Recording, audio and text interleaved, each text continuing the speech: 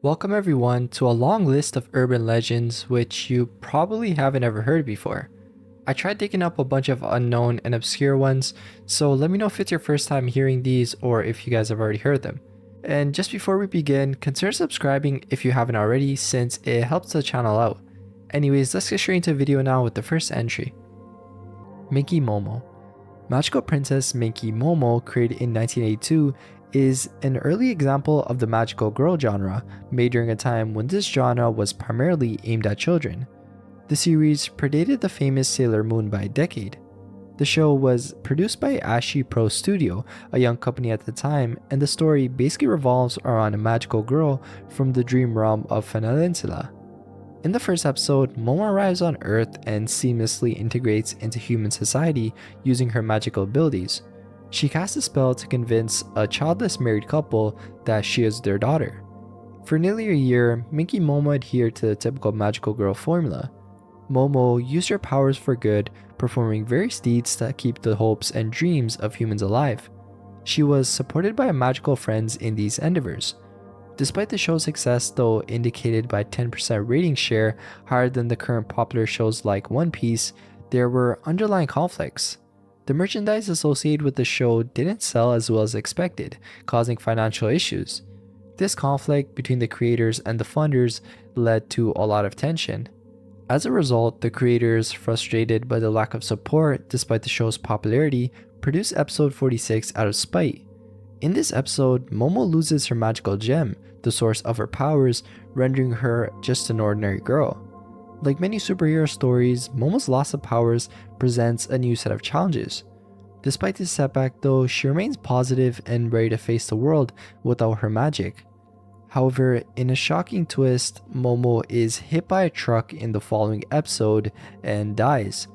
This event is depicted in a non-graphic but still emotionally powerful way, with the imagery of Momo's shadow being overtaken by the trucks and toys scattered on the road.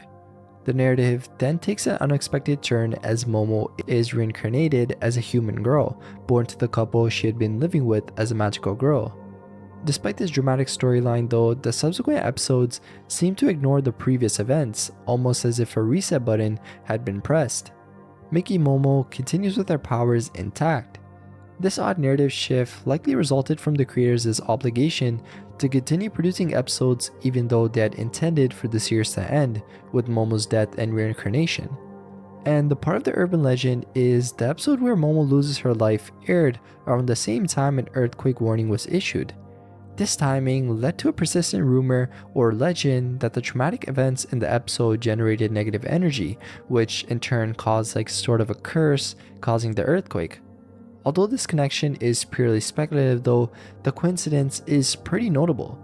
The final episode of Minky Momo aired on May 26, 1983. On this day, the Sea of Japan earthquake struck. When the series was rerun in 1995, another devastating earthquake, the Kobe earthquake, occurred. This connection between the show's broadcast and earthquakes has fueled the legend that the show is cursed, since there's a lot of times they happened. Hairy Hands.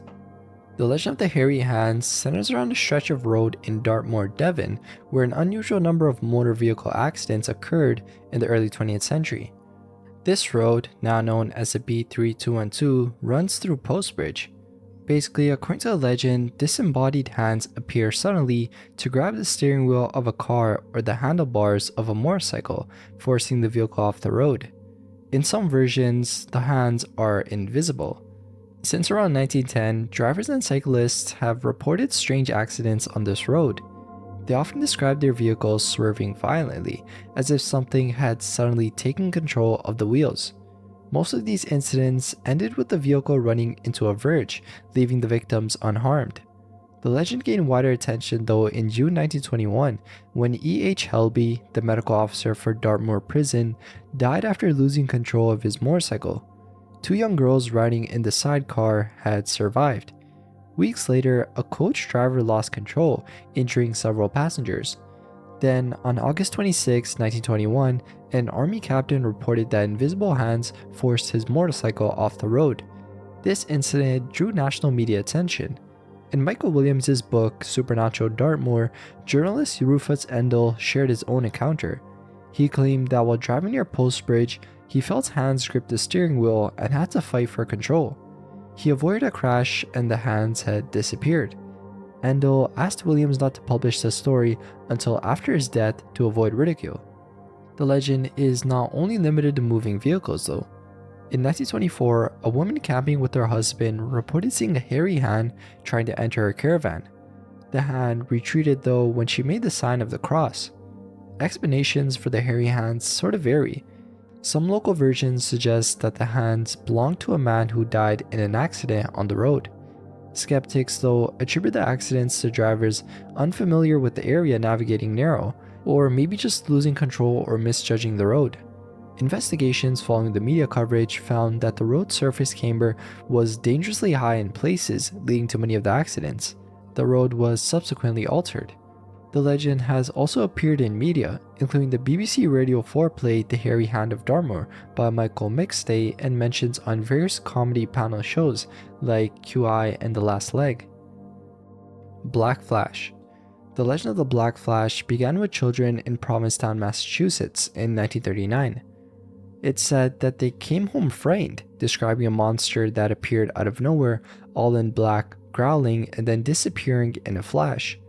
Despite their insistence on the occurrence though, adults did not believe them until Maria Costa encountered the same creature one night.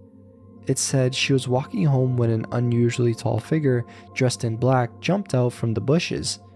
It had glowing blue eyes, large silver ears, and could leap like a gazelle. Maria ran into a nearby coffee shop screaming for help. The men inside rushed out to look for the creature but found nothing. The police, initially amused, took her statement but didn't give it much credence.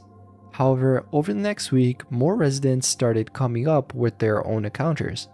This figure, called the Black Flash, was said to appear suddenly, scaring people before vanishing. Some call it the Provincetown Phantom, others the Devil of the Dunes, but the name that stuck was the Black Flash because of its long black cape and ability to disappear quickly. And as sightings increased, the police began to investigate more seriously. Calls came from different parts of town within minutes of each other, suggesting that the Black Flash moved at impossible speeds. This phenomenon added to the already tense atmosphere of 1939, which was a year marked by strange events and global unrest. A sea monster washed ashore earlier that year, which was later identified as a decomposing basking shark, and there was also an arsonist causing panic until his arrest in September. News of the Black Flash then quickly spread, with radio reports picking up the story reminiscent of the previous year's Orson Welles' War of the Worlds broadcast that caused widespread panic. Despite the dramatic reports though, the local newspaper, the Provincetown Advocate, treated the matter with skepticism, suggesting it was more likely a prank than a supernatural occurrence. Police Chief Anthony Tarvers later revealed that the Black Flash was actually a group of local teenagers playing a Halloween prank. It said they used a long black cape and a floor sifter to create the creature's distinctive appearance. The prank ended after the police spoke with the boys and their families. The legend though still persisted, remaining a part of the local tradition until 1984 when Robert Ellis Cahill included it in his book New England's Mad and Mysterious Men. This brought renewed attention to the story and the tale began to spread again. Some researchers like Theo Pagemans found similarities between the Black Flash and the Victorian-era legend of Spring-Heeled Jack, a phantom known for his black cape, glowing eyes, and ability to leap great heights.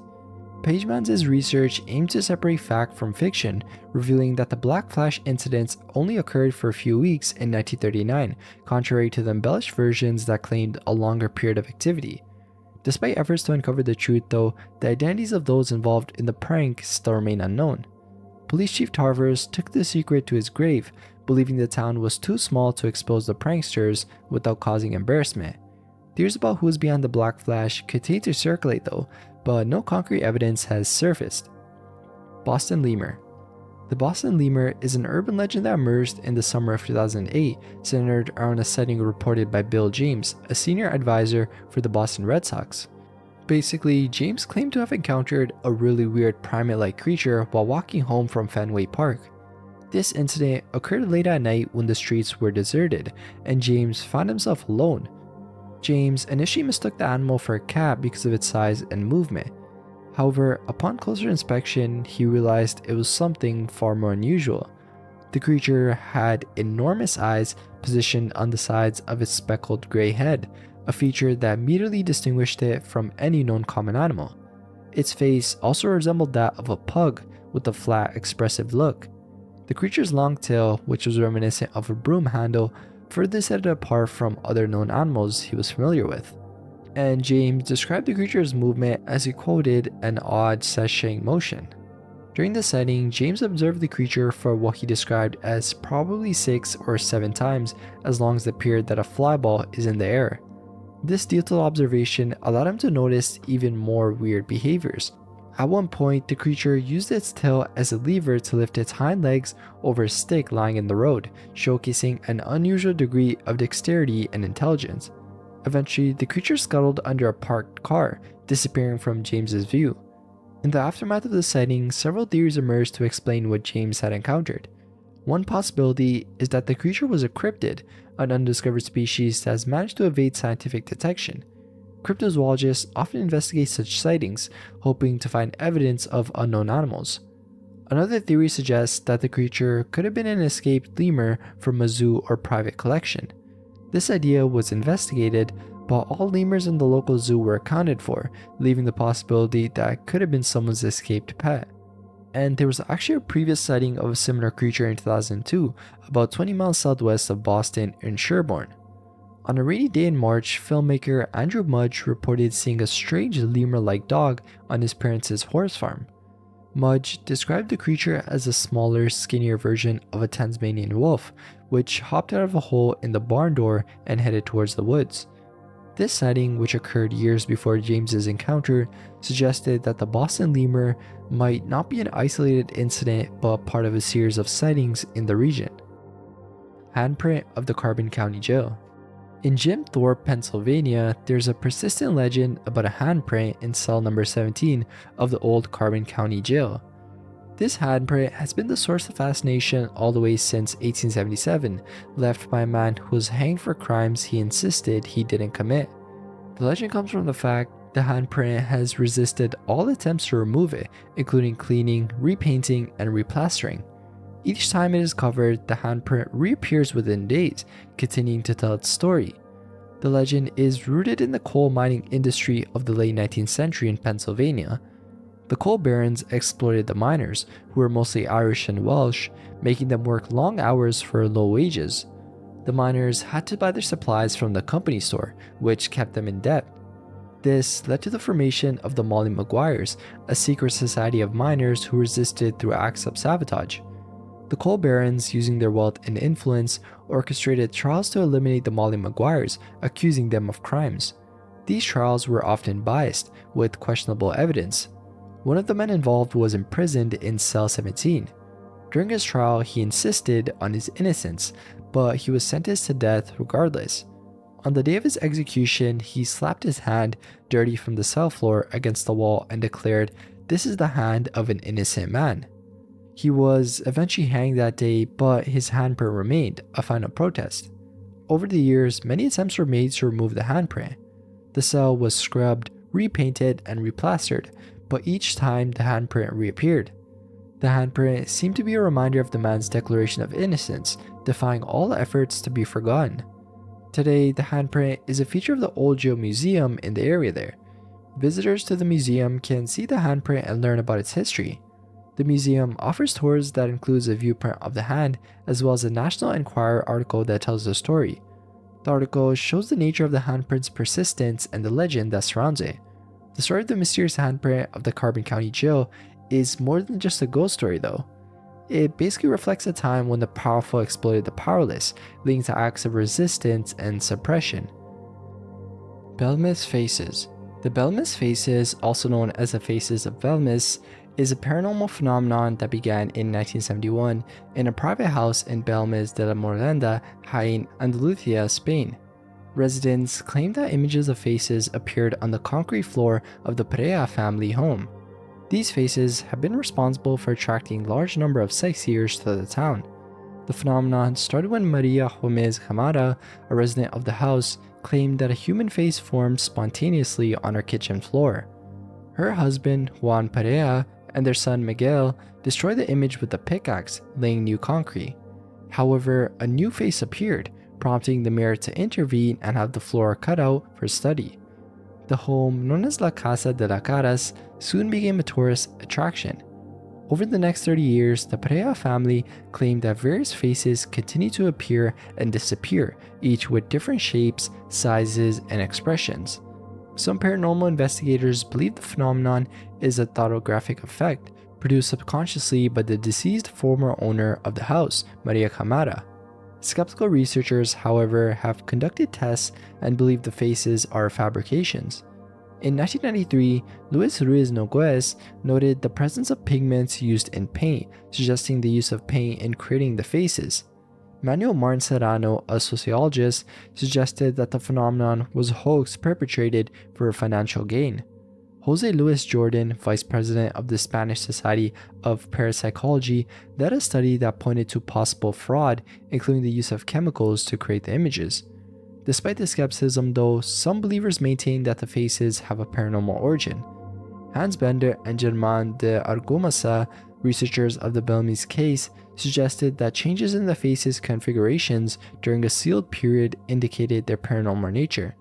However, neither published extensive reports on their findings. In 2014, a forensic analysis was even conducted by a team led by chemical engineer Jose Javier Gasnea and forensic criminalist Luis Alamanacos. They concluded that the images were not made with paint and showed no external manipulation, although Alamanacos was unable to replicate the faces using various methods.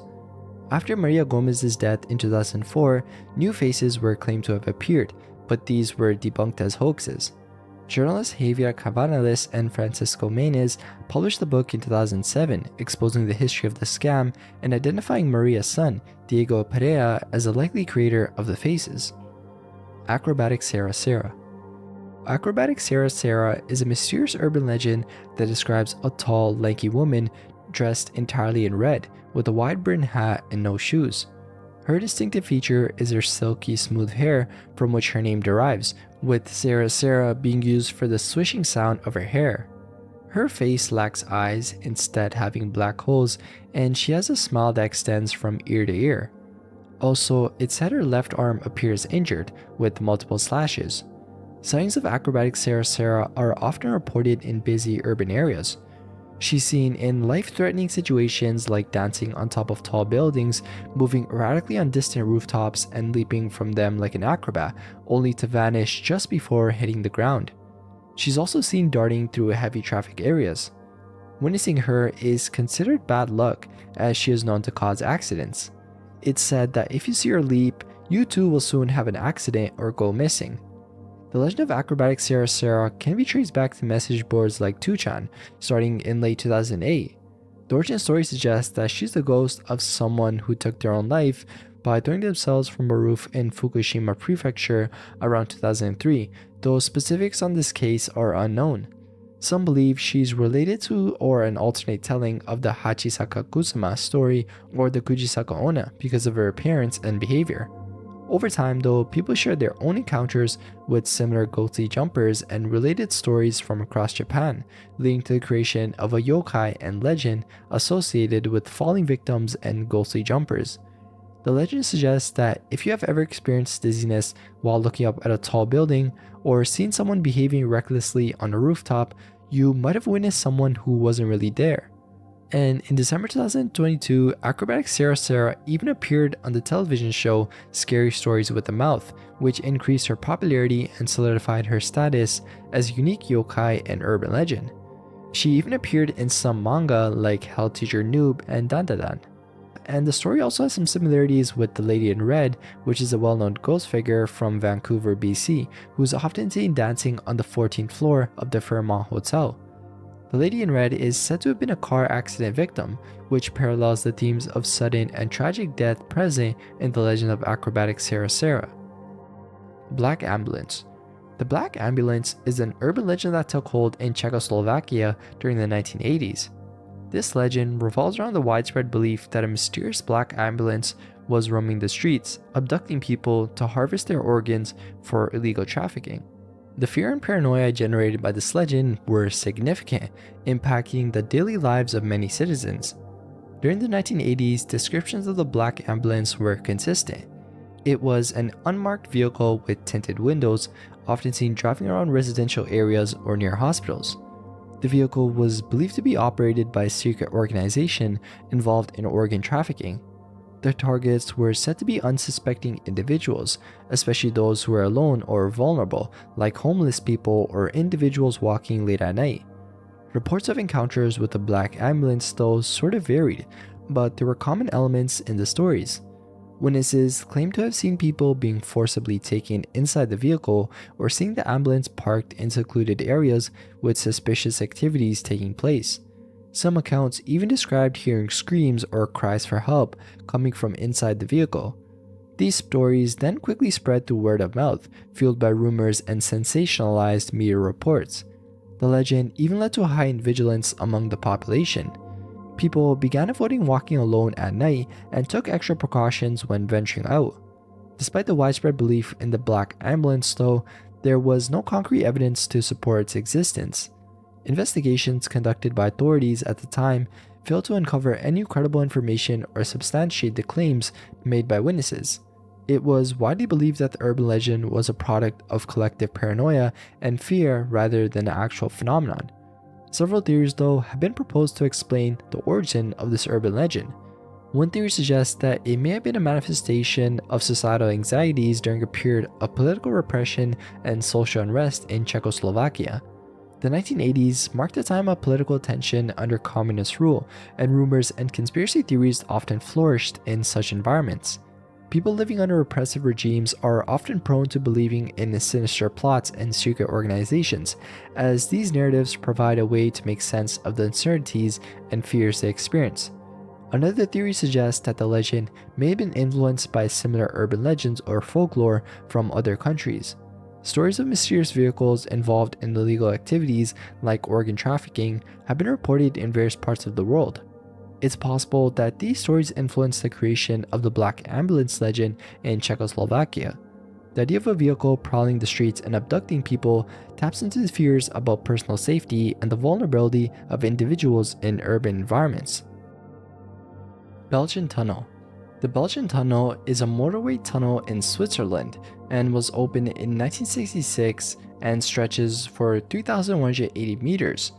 In January 1981, though, a modern myth emerged involving a spectral figure known as the White Woman, or Weiße Frau of the Belgian Tunnel. This ghostly hitchhiker, described as an old woman dressed in white, was said to appear suddenly in front of drivers. Initially, she was not recognized as a ghost, and drivers would stop to offer her a ride. According to the legend, she sometimes even spoke to them. The first recorded sightings in this area, however, involved a male ghost.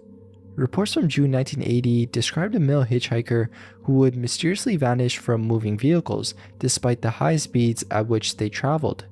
These initial reports paved the way for the more famous sightings of the White Woman. Towards the end of 1980, though, reports of the White Woman began to surface, becoming more frequent around the Belgian Tunnel. On January 6, 1981, the Swiss tabloid Blick published an article about these sightings, bringing the story to a more wider audience. Other media outlets quickly followed suit, and the Basel police received numerous phone calls from individuals claiming to have seen the ghost. The phenomenon even gained enough traction to become a popular subject during the 1981 Shrove Tuesday Carnival, with many locals discussing the sightings. One notable account involved two female jurists who picked up a pale, clumsy middle-aged woman in Eptingen. She seemed really unwell, and when they asked if she was feeling better, she replied, "No, unfortunately not. I am not well at all. Something really awful is going to happen. Something very dreadful." When the jurors looked back at the rear seat, the woman had vanished without a trace. The Legend of the White Woman shares a lot of similarities too with hitchhiker tales from the region. For instance, a re-edited edition of the book Baselbider Sagen includes stories of similar spectral figures, like the Heide Castle's Lady, the Maiden on the Go, and the Grey Woman in Zunzgen. And these hitchhiker stories are not really confined to the Belgian Tunnel. For example, an article in the 1981 edition of Schweizer Volkskunde describes visitations in other Swiss tunnels too. These stories often serve as cautionary tales which warn travelers of potential dangers and the mysteries that lurk on lonely roads. But yeah, despite the numerous accounts and widespread belief in the white woman's existence, no concrete evidence has ever been found to substantiate the claims. Skeptics argue that these sightings are products of imagination, fueled by the power of suggestion and the eerie atmosphere of the tunnel. But the legend, though, still persists. Saki Sanobashi.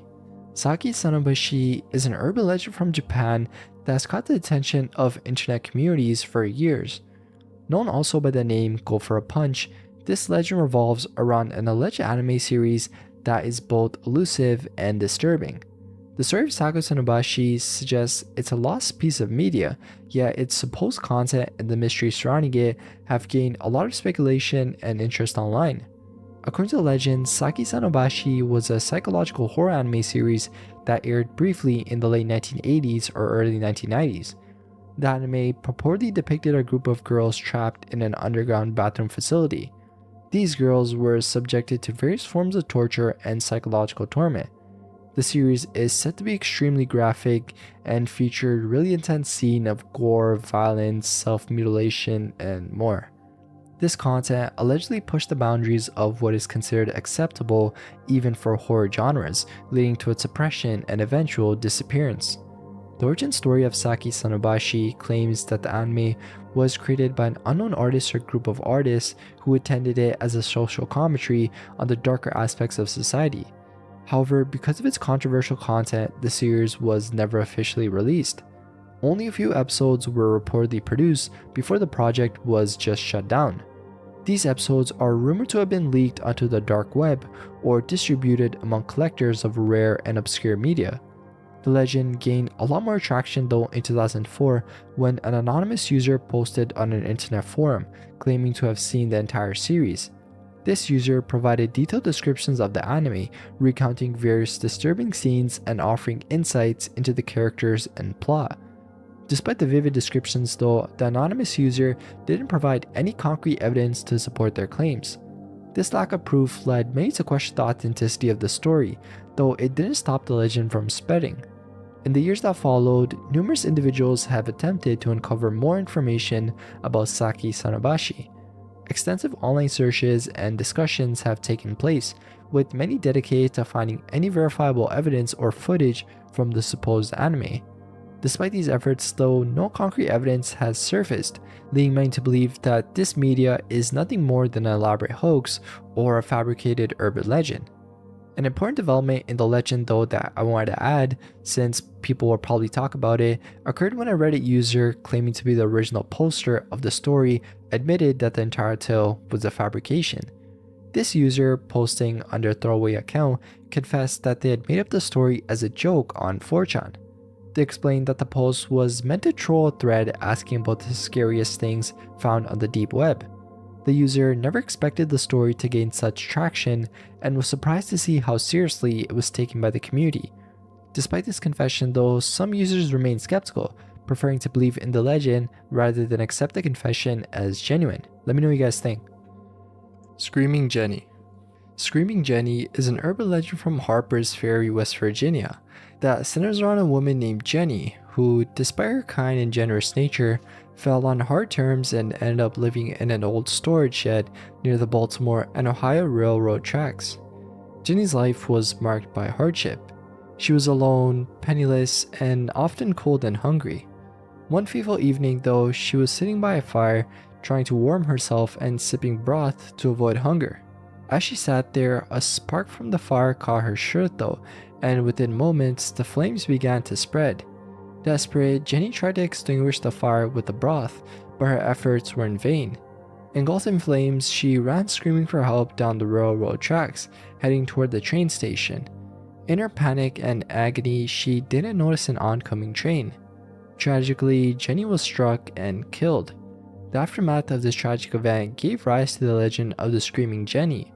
It's said that shortly after her death, sightings of her ghost began to occur. Train engineers reported seeing a flaming figure running along the tracks where Jenny had died.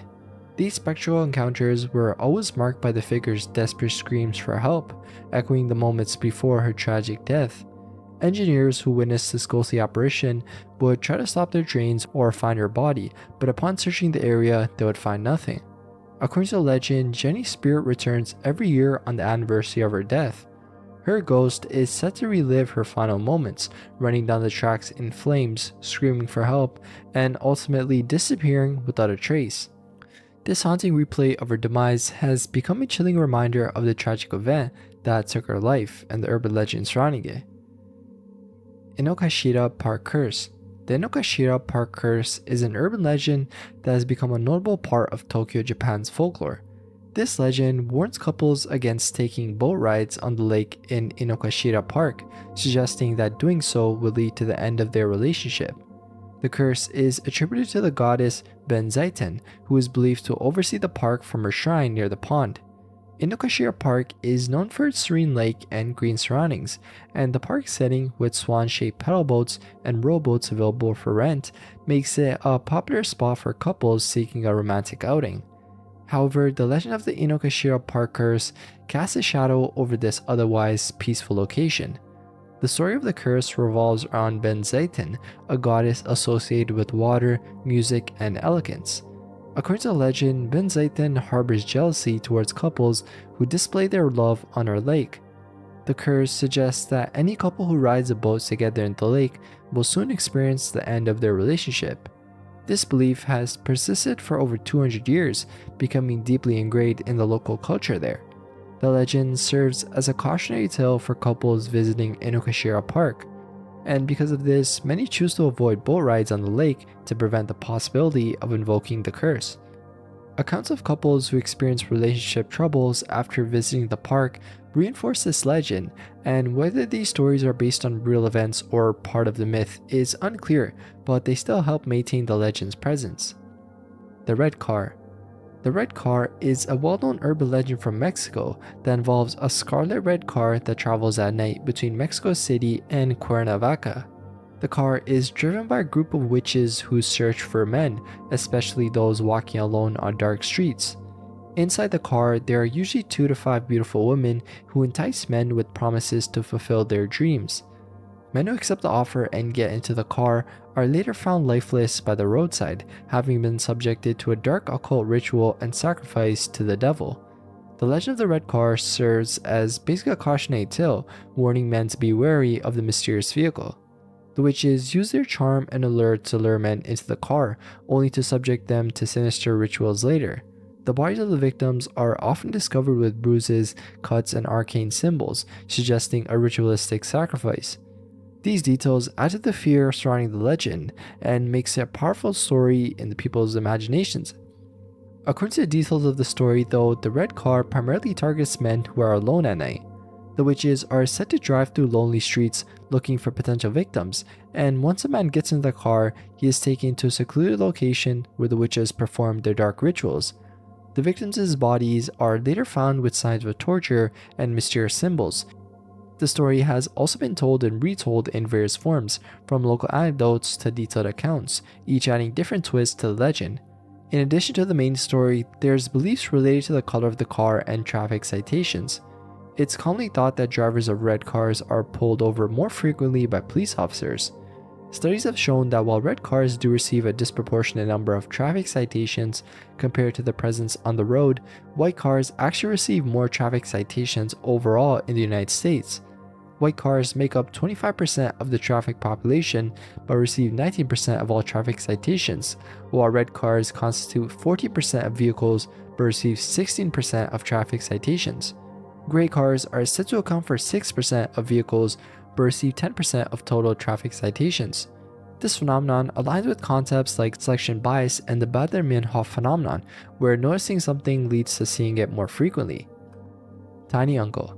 The Tiny Uncle, also known as Chisai Oji-san, is an urban legend from Japan that describes a tiny creature that resembles an average balding middle-aged man, but stands at a diminutive size of about 10 to 50 centimeters, similar to that of a mouse.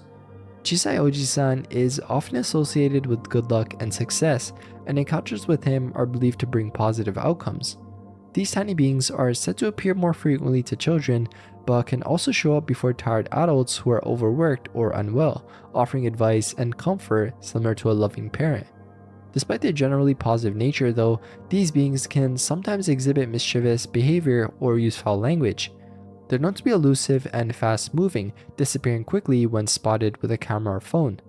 The legend of Chisai Oji-san gained popularity though around 2009 to 2010 when numerous celebrities shared stories of encountering this figure. Over time, the narrative expanded to include mentions of Chisai Oji-san's wife and even suggestions of an entire civilization of tiny people. Some reports even claim sightings dating back to 1972 with grainy photo evidence from Akita Prefecture.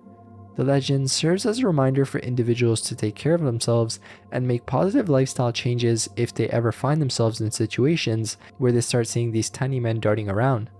The origin of the Chisai Oji-san legend can be traced back to various accounts and stories shared by people who claim to have seen these figures.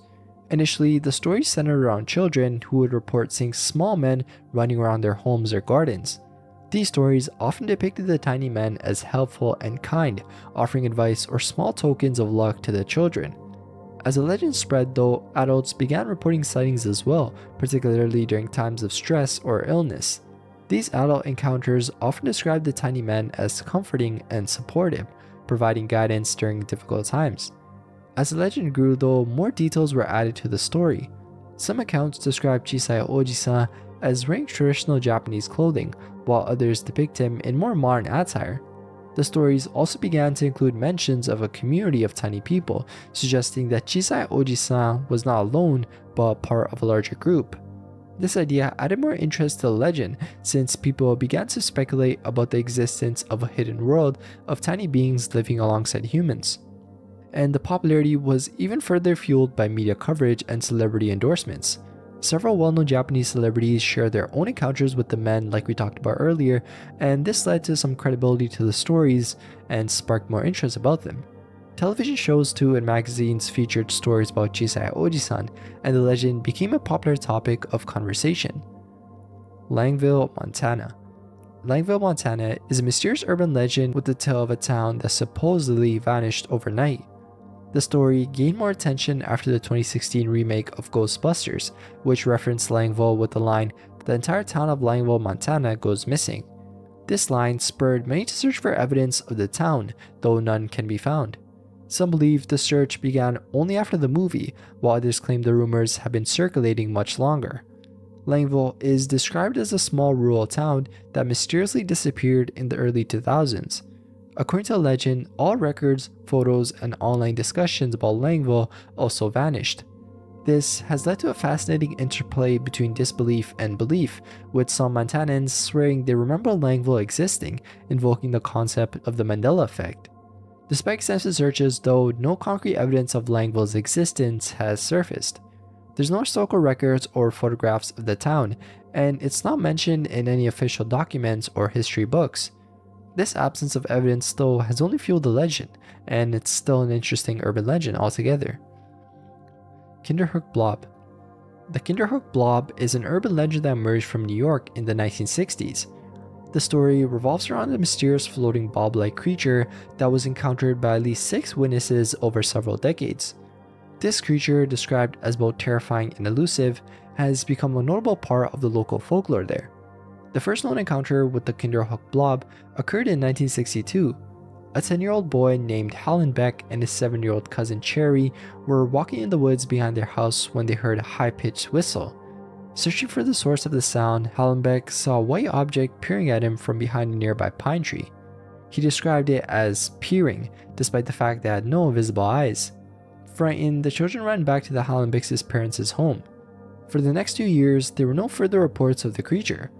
However, in 1964, an unnamed man hiking through the woods encountered what he described as a big white blob floating toward him. The sight was so terrifying that he jumped over a 6-foot wide pond to escape. Determined to confront the beast, he returned with a friend, armed with shovels and pitchforks. When a skeptical friend saw the white shape hovering through the trees, he turned pale and the pair fled, abandoning their weapons. And another encounter occurred in either 1964 or 1978, depending on the source. 2 14-year-old boys, Barry Scott and Russell Lee, were camping when they heard tramping noises outside their tent. Peeking out, they saw a figure resembling the previous descriptions of the blob. Berry described it as bell-shaped, while Russell compared it to the Virgin Mary. They noted that it seemed to float more than walk. The most recent reported sighting though was in 2017, when locals Owen Farley and Anthony Malawski were taking a late night walk.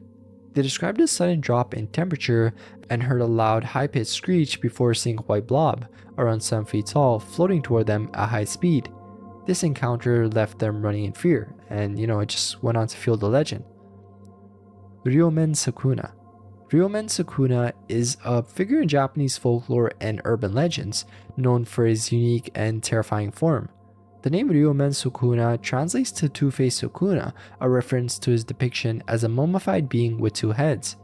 Ryomen Sukuna is described as a powerful sorcerer who lived during the Heian period, which lasted from 794 to 1185. He was notorious for his immense magical abilities and an insatiable thirst for power, leaving a trail of devastation in his wake. His malevolence and atrocities he committed made him a figure of terror in ancient Japan. The story of his downfall, though, is as dramatic as his life.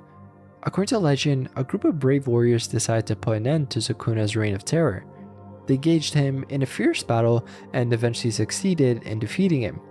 To ensure that he could no longer cause harm, they sealed his spirit within a mummified body, which they buried deep underground in a secret location.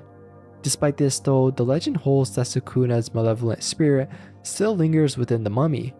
Urban legends suggest that disturbing the resting place of Ryomen Sukuna brings dire consequences. Those who touch or open the tomb are said to be cursed with misfortune, illness, or even death. The curse has become a cautionary tale, being that it warns against the disturbance of ancient and powerful spirits.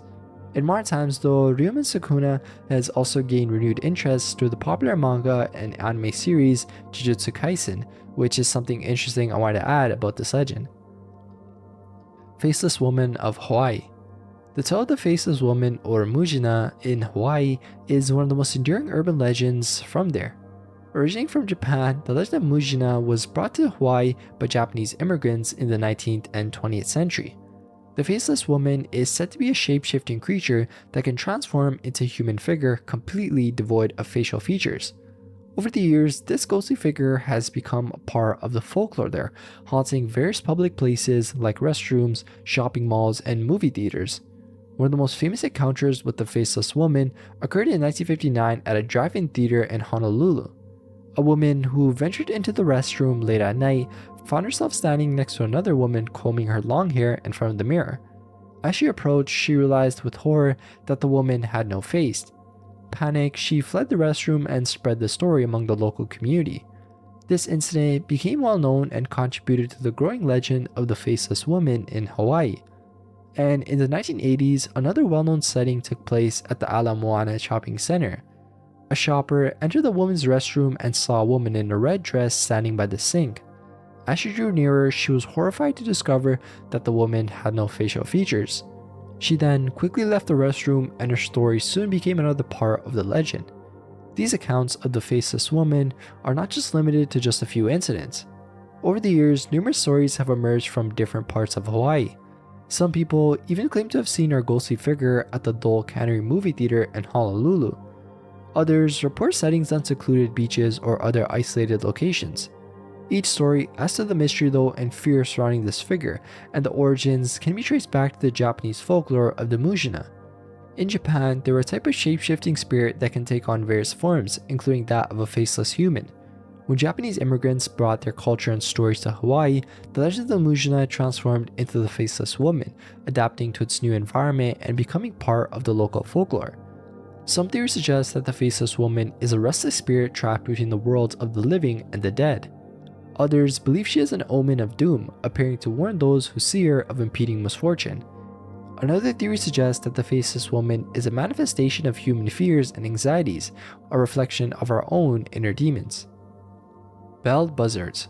The belled buzzard is a creature of American folklore often seen as an omen of disaster. This bird, a common buzzard with the bell fixed to it, has a long history in the folklore of the southern United States. The belief in the belled buzzard as a singular, continuous entity rather than multiple birds was widespread.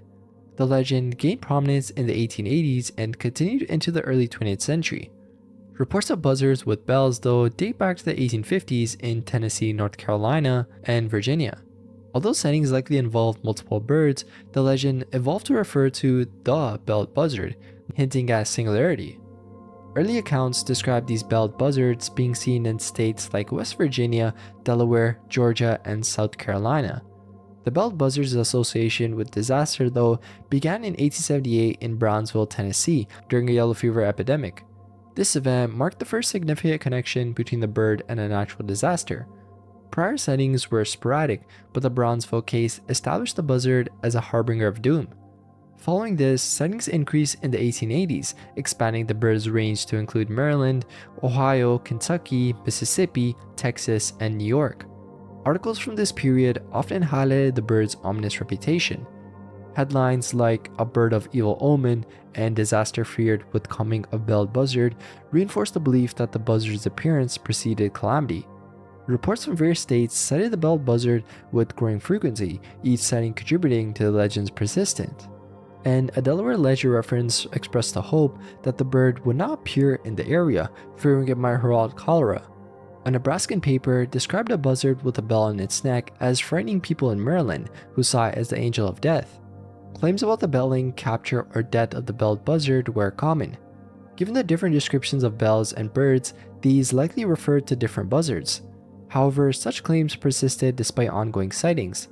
An 1881 report from Missouri claimed a buzzard had been belled there, though no sightings had been reported. Another account from May 1900 claimed 3 Georgia veterans belled a buzzard in 1863. This buzzard was said to be captured in Georgia and was said to have a similar bronze bell and leather collar, suggesting it was the same bird. Yet, the claim dated nearly a decade after the first sightings, indicating it could not have been the original belled buzzard. A more elaborate story, though, came from the Warren Scheif in 1920 and claimed the belled buzzard had died after entangling itself in its strap. This article also claimed that the bird had been belled during the War of 1812 and had been seen at significant events since, even as far south as Peru. Hachisakusama. Hachisakusama, also known as 8 feet tall or the tall woman, is a Japanese urban legend that has become increasingly popular in recent years. The tale revolves around a mysterious and terrifying entity that's said to haunt and prey upon children, and is described as an extremely tall and slender woman standing at about 8 feet tall. She has long, flowing black hair and wears a white dress, and her most distinctive feature is her unnaturally long limbs, which allow her to move with an uncanny grace and speed. The origins of 8 feet tall are unclear, with various versions of the legend circulating among different regions of Japan. Some believe that she was once a human who became possessed by an evil spirit, while others claim that she is a vengeful ghost seeking revenge for a past injustice. Regardless of her origins, though, it's widely believed that encountering 8 feet tall can have really dire consequences. The legend states that Hachisakusama primarily targets young children, particularly those who are alone or wandering outside at dusk. She's said to approach her victims calmly and softly call out their name from a distance. As the child turns to look, though, they are met with the horrifying sight of the towering figure looming over them. Those who've encountered her describe feeling an overwhelming sense of dread and terror in her presence. Some claim to have been paralyzed with fear, unable to move or scream, while others report being chased by the entity as they desperately try to escape. It's believed that those who are caught by 8 feet tall are never seen again. To protect themselves from 8 feet tall, people have developed various rituals and precautions. One common belief is that speaking about her or even uttering her name can attract her attention. Therefore, it's usually advised to refer to using her alternative names or simply avoid discussing her altogether. Also, some believe that wearing red clothing or carrying a talisman can ward off her presence. And like we talked about before, the legend has gained a lot of attention in recent years, especially through online forums and social media platforms. Numerous alleged sightings and encounters have been shared, often accompanied by chilling photographs or videos. However, it's important to note that these accounts are largely anecdotal and lack concrete evidence. So yeah, while it is a popular urban legend, it's essential to recognize that she exists solely within folklore and storytelling, and it's like a cautionary tale that warns children to be cautious and stay safe. Nonetheless, though, the fear and fascination surrounding 8 feet tall continue to interest audiences from both Japan and around the world. The first known mention of her on the internet can be traced back to 2008 on a Japanese message board. The original post described a personal experience of encountering the tall woman, detailing the fear and subsequent escape. This account then quickly gained traction with other users sharing similar stories and experiences. The internet played a crucial role in spreading the legend, with various websites, blogs, and forums discussing 8 feet tall and her eerie presence. Vampire of Dillsboro. The legend of the vampires of Dillsboro originates from the small town of Dillsboro, North Carolina, which was known as New Webster in the late 18th century. This tale begins in the spring of 1788 when Dr. Alford and his family arrived in the isolated community. They purchased land near a nearby river and built a fine home. Dr. Alford, who was rumored to have royal lineage, set up a home office and apothecary, drawing patients from miles around. Initially, Dr. Alford was well received by the community. However, suspicions arose when 2 men treated by him for gout suddenly died under mysterious circumstances. The deaths of these well-liked and productive community members caused social unrest, but the local minister managed to calm the situation by reminding everyone that death can come unexpectedly and is often the will of God. Life returned normal until the fall of the year, when the minister's wife witnessed a dark figure hovering above their young daughter's bed. The child, who had initially been healthy, was then found dead with 2 puncture wounds on her neck and a small amount of blood on her pillow. This incident was followed by reports of a large, bat-like creature flying around at night. Fear then started spreading around the town, leading families to close their doors and windows and huddle together to protect their children. The situation escalated further when a young boy came to town and started shouting and reporting that something was attacking his parents and sisters at their home on a hill. When a group of men arrived, they found the family dead with puncture wounds on their necks. Despite thorough searches of the surrounding hills and valleys, nothing unusual was ever discovered. By February 1789, residents had begun to relax, though they continued to keep their children close and avoid going out alone after dark. Their sense of security was shattered though one evening when screams were heard from a house halfway up the hill. Neighbors arriving at the scene saw a black form in human shape disappear into the Alford home. Inside the house, they found a young couple dead with strange bite marks on their throats. A vigilante group then quickly formed, and the men went to the Alford house. They demanded entry, but Dr. Alford refused. Some members of the group stood guard while others fetched reinforcements. By morning, a large gathering of townsmen forced their way inside. They found the beds in the upstairs chambers freshly made but unoccupied. After searching the downstairs, including the doctor's office and apothecary, they broke down a heavy, locked door leading to the cellar. There, they discovered 3 coffins. In one lay Mrs. Alford, dressed in a black shroud-like garment. She was alive and hissing as she was pulled from the coffin. The couple's 15-year-old son was nowhere to be found though. Outside, the leader of the vigilantes addressed the gathered crowd, declaring the Alfords to be vile, unnatural creatures that fed on the blood of the living.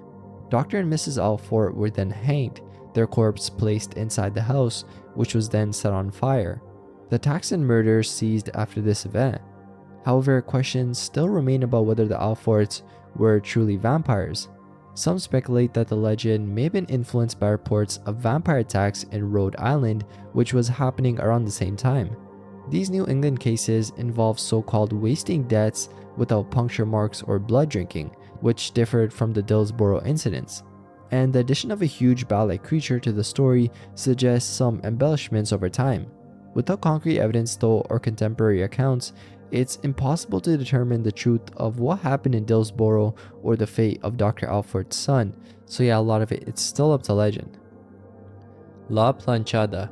The legend of La Planchada, translating to the Iron Lady, is a story that comes from Mexican folklore, especially prevalent in the medical community.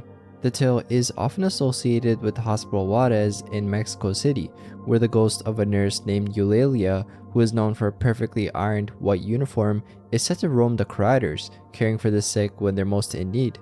Eulalia was known for her exceptional skills as a nurse and her unparalleled dedication to her parents.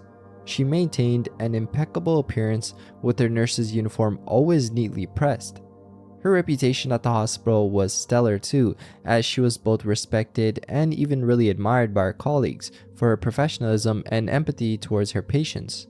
However, Eulalia's life took a tragic turn with the arrival of a new doctor at the hospital, being a young, charismatic man who quickly caught the eye of many within the staff. Unlike her usual indifference to personal relationships though, Eulalia found herself drawn to this new doctor, and it wasn't long before they started seeing each other outside of their professional interactions. Their relationship ended up being pretty deep, leading to an engagement that was widely circulated among their peers.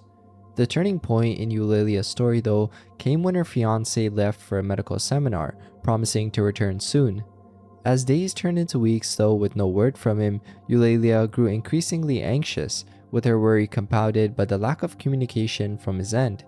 Her worst fears were confirmed though when news reached out that the doctor had met someone else at the seminar and married her, abandoning Eulalia without a prior warning. Devastated by the betrayal, Eulalia's mental and emotional health began to deteriorate rapidly. Her work suffered since she became distracted and became sort of a shadow of her former self. This profound sadness affected her ability to care for her patients, leading to a tragic incident where one of her patients actually died due to her negligence. Overcome with guilt and unable to cope with the magnitude of her professional failure, Eulalia fell gravely ill and soon passed away in the very hospital where she had dedicated her life to helping others. And after her strange death, strange occurrences began to be reported at the hospital. Patients and staff claimed to have seen the figure of a nurse dressed in an ironed uniform walking the hallways at night. This figure was dubbed La Planchada, or the Iron Lady, in reference to her neatly attire. According to reports, this ghostly nurse wasn't just a passive presence, but actively participated in patient care. On numerous occasions, patients who had been neglected or were in critical condition somehow recovered miraculously, and they often attributed their improving health to the care of a kind nurse whom no one else had seen but them. Some say that Eulalia's spirit continues to roam the hospital as a result of her unresolved guilt, seeking redemption by continuing to care for patients. Others believe that her dedication to nursing was so profound that it transcended even death, compelling her to continue her vocation as a caretaker in the afterlife. The Jin Menkin. The Jin Menkin, translating to human-faced dog, is a legend that comes from Japan, which was particularly prominent during the Edo period from 1603 to 1868. These creatures are described as having the body of a dog, but the face of a human. The Jin Menkin are known to roam the streets of Japan at night, and according to a legend, encountering a Jin Menkin can be a very unsettling experience. These creatures are said to have a willowy voice, and when approached, they often ask to be left alone. While they're not necessarily known to cause physical harm, they sometimes insult those who try to interact with them before quickly running away. Throughout history, the Jin Menkin were considered bad omens and were often blamed for various accidents and disasters. Sightings of these creatures were reported frequently enough during the Edo period that people were talking about it like everywhere. The media of the time showed a keen interest in capturing a Jin Menkin to show public. There's some stories suggesting that at least one was captured though. Ishizuka Hokaishi, a historian in the 1900s, wrote about the Jin Menkin in his book Gaidan Bonbon Shoyo. According to his account, a Jin Menkin was born in Old Edo, which is modern Tokyo, in 1810. The news of this unusual birth reached the carnival owner who acquired the creature for a sideshow. The Jin Menkin then became a significant attraction for those across Edo, drawing crowds and making the carnival owner wealthy. In modern times though, sightings of the Jin Menkin still continue, with many people in Japan claiming to have seen them, often mistaking them for ordinary dogs at first glance. Reports of encounters with these creatures spiked in the late 1980s and early 1990s though. Most sightings occur at night, with witnesses seeing the Jin Menkin rummaging through trash or running swiftly through dark alleyways. These reports come from both suburban and rural areas, though some sightings have also been reported in urban settings, like high-rise buildings.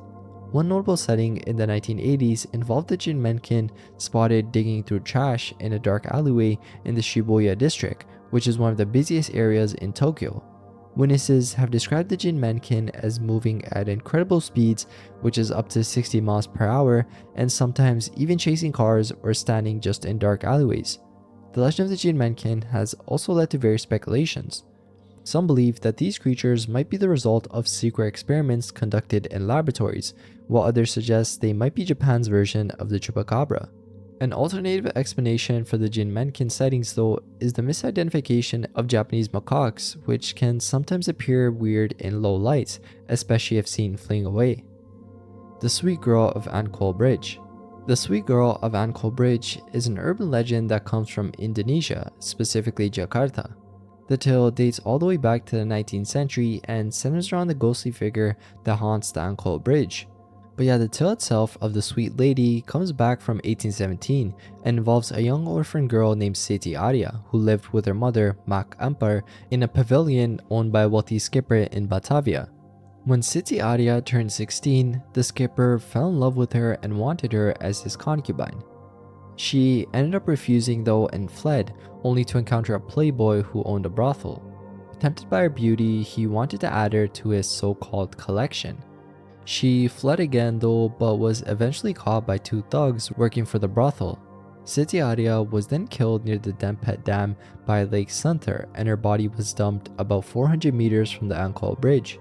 It's said that Siti Arya's spirit still roams the area, seeking to inform her mother of her fate.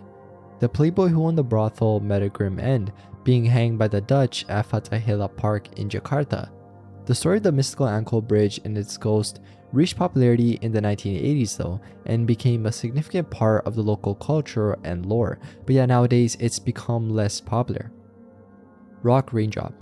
The rock raindrop is an urban legend about a weather phenomenon in Sao Paulo, Brazil, where small rocks ranging from pebbles to larger stones descended from the atmosphere onto the city. This event occurred on April 12, 1959, and witnesses reported hearing loud noises resembling explosions as the rocks made contact with various surfaces. The phenomenon lasted for just about 15 minutes before simply ceasing. The event began really suddenly though, with rocks falling from the sky in a manner similar to raindrops. This occurrence left a lot of people wondering, what happened, and it sparked a lot of investigations to understand its origins. During the incident, numerous small rocks, some as tiny as pebbles and others larger, started falling from the sky. Scientists and experts from various fields were then immediately drawn to this event, initiating investigations to determine its cause. Several theories emerged in an attempt to explain the rock raindrop phenomenon. One hypothesis suggested that the rocks were ejected from a volcanic eruption or a nearby geological fault line. However, no evidence of a recent volcanic activity or seismic disturbances was found in the region, which dismissed that theory. Another theory though that was proposed was that the rocks were meteorites or fragments of space debris that entered Earth's atmosphere. Meteorites are typically composed of iron, nickel, or stony materials and can survive their journey through the atmosphere to reach the ground. However, analysis of the recovered rocks didn't match the composition typically associated with meteorites. This led researchers to discard the idea that the rocks were extraterrestrial in origin. Further investigations revealed that the rocks were primarily composed of terrestrial materials like granite and basalt. This finding led to scientists to consider other explanations for the rock raindrop phenomenon. One theory suggests that the strong winds or tornado-like vortices may have lifted rocks from nearby construction sites or natural formations and then carried them into the atmosphere before depositing them back to the ground. While this explanation seems kind of plausible, it doesn't fully account for all aspects of the phenomenon. The sudden onset and cessation of rockfall, as well as the explosive sounds reported by witnesses, remain unexplained still by the wind theory. Some researchers speculate that atmospheric conditions like localized convective currents or unusual wind patterns may have played a role in the formation and behavior of the rock raindrops. These conditions could have created temporary but intense atmospheric disturbance capable of lifting and then dropping the rocks. Sesame seed. The sesame seed, also known as cosmic sesame seed, is an urban legend from South Korea that has been passed down through generations. This legend revolves around a cautionary tale about the potential dangers of using unconventional cosmetic treatments. The story centers around a young girl who was deeply concerned about maintaining her youthful appearance and preventing wrinkles. She was willing to try anything to improve her skin, regardless of how unusual or unverified it might be. One day, she heard from someone that bathing in water infused with sesame seeds would be beneficial for her skin. Eager to try this new method, the girl filled her bathtub with water and added a large amount of sesame seeds, hoping that this natural treatment would enhance her complexion. After spending several hours in the bathtub, the girl still didn't come out of the bathroom. Her mother, who was growing increasingly worried, repeatedly knocked on the door, only to be met with the girl's insistence that she needed just a moment longer. Eventually though, the mother's concern led her to force open the locked bathroom door. What she saw inside was horrifying. The girl's skin was completely covered with sesame seeds that lodged themselves into every small wrinkle and pore on her body. Worse still though, the seeds had started to sprout tiny roots, embedding themselves deeper into her skin. The sight was so shocking that it seemed to have driven the girl to a state of frantic desperation. She was trying her best to remove the seeds with a toothpick, but the task was proving impossible. The girl's mother, seeing her daughter in such a distress, could do nothing but watch in horror. And the story basically ends with the girl losing her sanity, driven mad by the sight and feel of the seeds rooted in her skin. So yeah, the legend of the sesame seed basically serves as a cautionary tale about the dangers of blindly following unverified beauty treatments. While some sesame seeds are really known for their health benefits and are commonly used in Korean cuisine, the idea that they could improve skin by being absorbed through a bath is an exaggerated myth. In reality, sesame seeds do contain beneficial properties like a lot of vitamins and such, which can be good for the skin when used in moderation and with proper guidance. And the origins of this legend aren't really clear, but it's believed to have roots in the Joseon dynasty, which dates back to the 1550s. And over time, the tale has basically evolved and been retold. Hong Kong Grandma. The Hong Kong Grandma is another one that comes from South Korea and has been circulating since the late 1980s. This tale revolves around a mysterious elderly lady who is said to appear in public places, particularly in shopping malls and subway stations targeting young children. The legend usually begins with a scenario where a parent or caregiver leaves a child unattended for a brief moment, only to return and find the child missing. In a state of panic, the parents start searching everywhere for the lost child. It is at this moment that the Hong Kong Grandma appears. She's always described as a small, hunched figure wearing a traditional Korean dress, like a hanbok, and carrying a distinctive red bag or basket.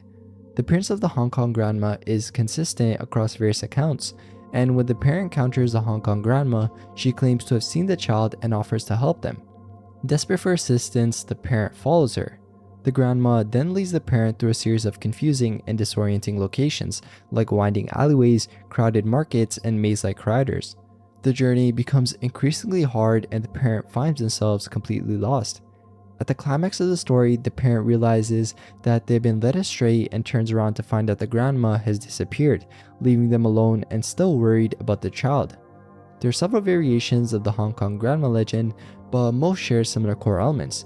The grandma always approaches children who are alone or momentarily separated from their parents. She offers to help the child find their parents, but her true intention is to mislead and confuse. Parents who follow the grandma's directions find themselves unable to locate their child or retrace their steps to where they started. The grandma's disappearance is sudden and leaves no trace, and adds to the mystery about the legend. Lily-san. The legend of Lily-san is a tale that comes from Japan and centers around a haunted mirror in a school. According to the story, if you stand in front of the mirror and say Lily-san, Lily-san, please come out 3 times, the ghostly figure of Lily-san will appear. The tale begins with the tragic story of Lily-san, a young girl who attended the school many years ago. One fateful day though, a fire broke out in the school and Lily-san was unable to escape. She ended up perishing in the flames, with her life cut short by the disaster. It's said that her spirit became trapped within the mirror, seeking revenge on those who summoned her. Those who have encountered Lily-san describe her as a ghostly figure with charred skin and bandages covering her body. She's said to emit an intense heat and a burning smell, which is reminiscent of the fire that claimed her life. But yeah, the legend is often shared during late night gatherings or school trips, and many variations of the story exist. Some say that Lily-san will drag anyone who summons her into the mirror, while others believe she simply appears to scare those who dare to call her name. And actually, the fear of encountering Lily-san is so pervasive that some schools have even covered or removed mirrors to prevent students from attempting to summon her. Despite the lack of concrete evidence though supporting the existence of Lily-san or any supernatural occurrences related to the legend, it still continues to circulate in a lot of places in Japan. Sandbox Woman. The Sandbox Woman, also known as Sunaba Onna in Japanese, is a figure tied to the northern regions of the island of Kyushu. The sandbox woman is described as a woman with long, tangled hair wearing a gray coat. She's often found lurking in children's sandboxes within public parks or playgrounds. According to legend, the sandbox woman targets individuals who are alone on a bench in her park under specific circumstances. Her method involves ensnaring those lone individuals and, if certain conditions are met, leading them to a fate where they're buried alive. The story serves as basically a cautionary tale and advises children to be cautious when playing in sandboxes. Some versions of the legend suggest that the spirit of the sandbox woman can be appeased by offering gifts or toys in the sandbox as a form of tribute. The act of appeasement is believed to protect the children from her wrath and ensure their safety. The origin of the sandbox woman, though, is sort of unclear, with various theories and interpretations circulating among those who recount the tale. Despite the unclear origins, though, the legend has still persisted through generations. It reflects a lot of societal concerns about child safety, parental responsibility, and the potential dangers that may lurk in seemingly innocent places. The legend emphasizes the importance of vigilance and care, especially in the context of parenting and the protection of children. Hitsuka Station. Hitsuka Station is an urban legend that originates from the Japanese internet forum 2channel. This legend centers on a mysterious train station that is said to appear only occasionally and is accessible through a specific trail line. According to the legend, Hitsuka Station is located somewhere in Japan but doesn't appear on any official maps or timetables. It's believed to be situated on a remote and desolate stretch of railway tracks far away from any populated areas. The station itself is described as super old, with an eerie atmosphere surrounding it. The most interesting aspect of Hitsuka Station, though, is its alleged ability to transport people to different dimensions or time periods. It's believed that those who manage to board the train at this station will find themselves in an alternate reality or a different point in time upon arrival at their destination. And many internet users have shared their supposed experiences of encountering Hitsuka Station or boarding the train that leads to it. These accounts often include descriptions of the station's appearance, the strange occurrences during the journey, and the unsettling encounters with otherworldly entities. One specific account describes a person boarding a train late at night, only to find themselves the only passenger. As the train moves, the scenery outside the windows begins to change in ways that defy explanation. The usual urban landscape gives way to unfamiliar and strange environments. The traveler then begins to see vast forests that seem endless, fields with strange unidentifiable crops, and even cities that look like they belong to a different era altogether. As the train continues its journey, though, the sense of reality begins to blur. The passenger experiences shifts in time, witnessing scenes from past and the future. In one moment, they're looking at an ancient battlefield, and in the next, they see a futuristic city with towering skyscrapers and advanced technology. Throughout this journey, the traveler feels a growing sense of disorientation and unease. And another account involves a group of friends who decide to explore the legend of Hitsuka Station. They end up boarding a train that is said to pass through the area where the station might appear. After traveling for what feels like hours and hours, they notice that the train is moving through a dense fog. The usual sounds of the train and the tracks become muffled, and the lights inside the carriage flicker. Suddenly, the train comes to a stop at an unfamiliar station. The group steps out onto the platform and realizes that they're in a place that doesn't exist on any map. The station is old, with cracked platforms and overgrown vegetation. The air becomes heavy with silence, and there's an unsettling feeling of being watched. As the friends explore the station, they notice signs written in a language they can't recognize. The architecture and design of the station seems really foreign. They decide to board the train again and continue their journey, though, hoping to find their way back. However, the train takes them through a series of bizarre and surreal landscapes. They pass through a desert with 3 moons in the sky, a city submerged underwater, and a forest where the trees seem to whisper secrets. Each stop at Hitsuka Station becomes more disorienting, and the friends start to lose track of time and reality. They encounter other passengers who seem lost and confused too, unable to explain how they ended up on this strange train. Some passengers even claim to have been traveling for days, months, or even years, unable to find their way back to the real world. Despite the growing sense of dread, though, the friends continued their journey, hoping to find a way out. They eventually arrive at a station that looks somewhat familiar. As they step off the train, they feel a sudden jolt and find themselves back in their own time and place. The experience leaves them really uncertain about what they experienced, and they share the story online. Other accounts even describe encounters with supernatural beings and entities during their journey through Hitsuka Station. Passengers report seeing ghostly figures, hearing whispers in languages they don't understand, and experiencing strange visions.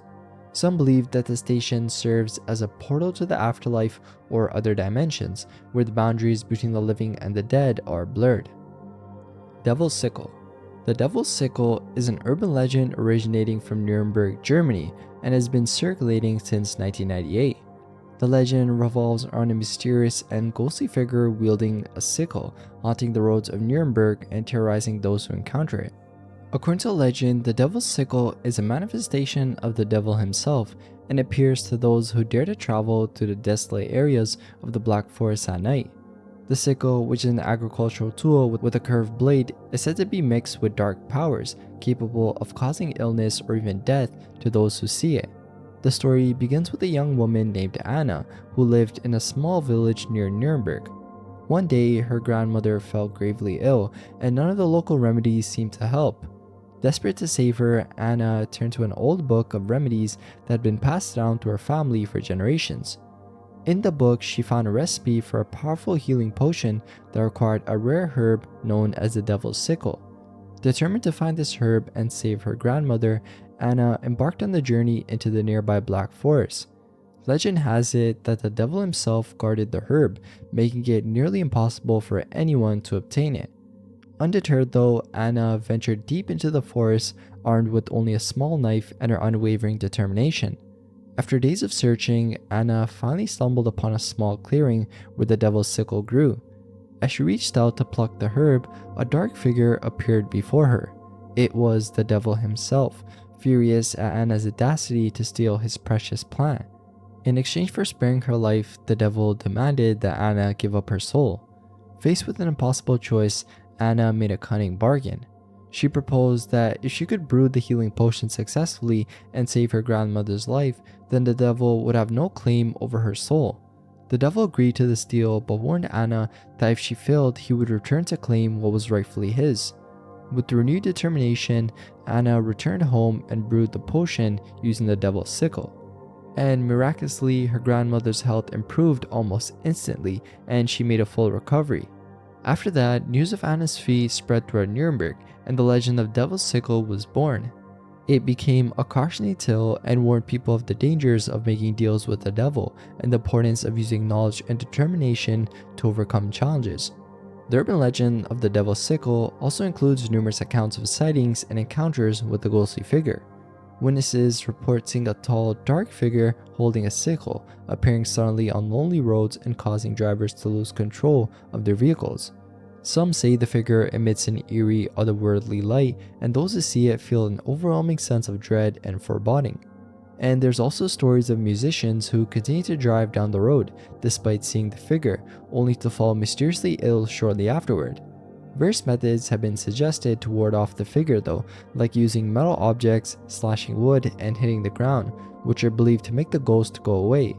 Some people even use mats and hold them on the border of the area where the figure is seen to protect themselves from its presence.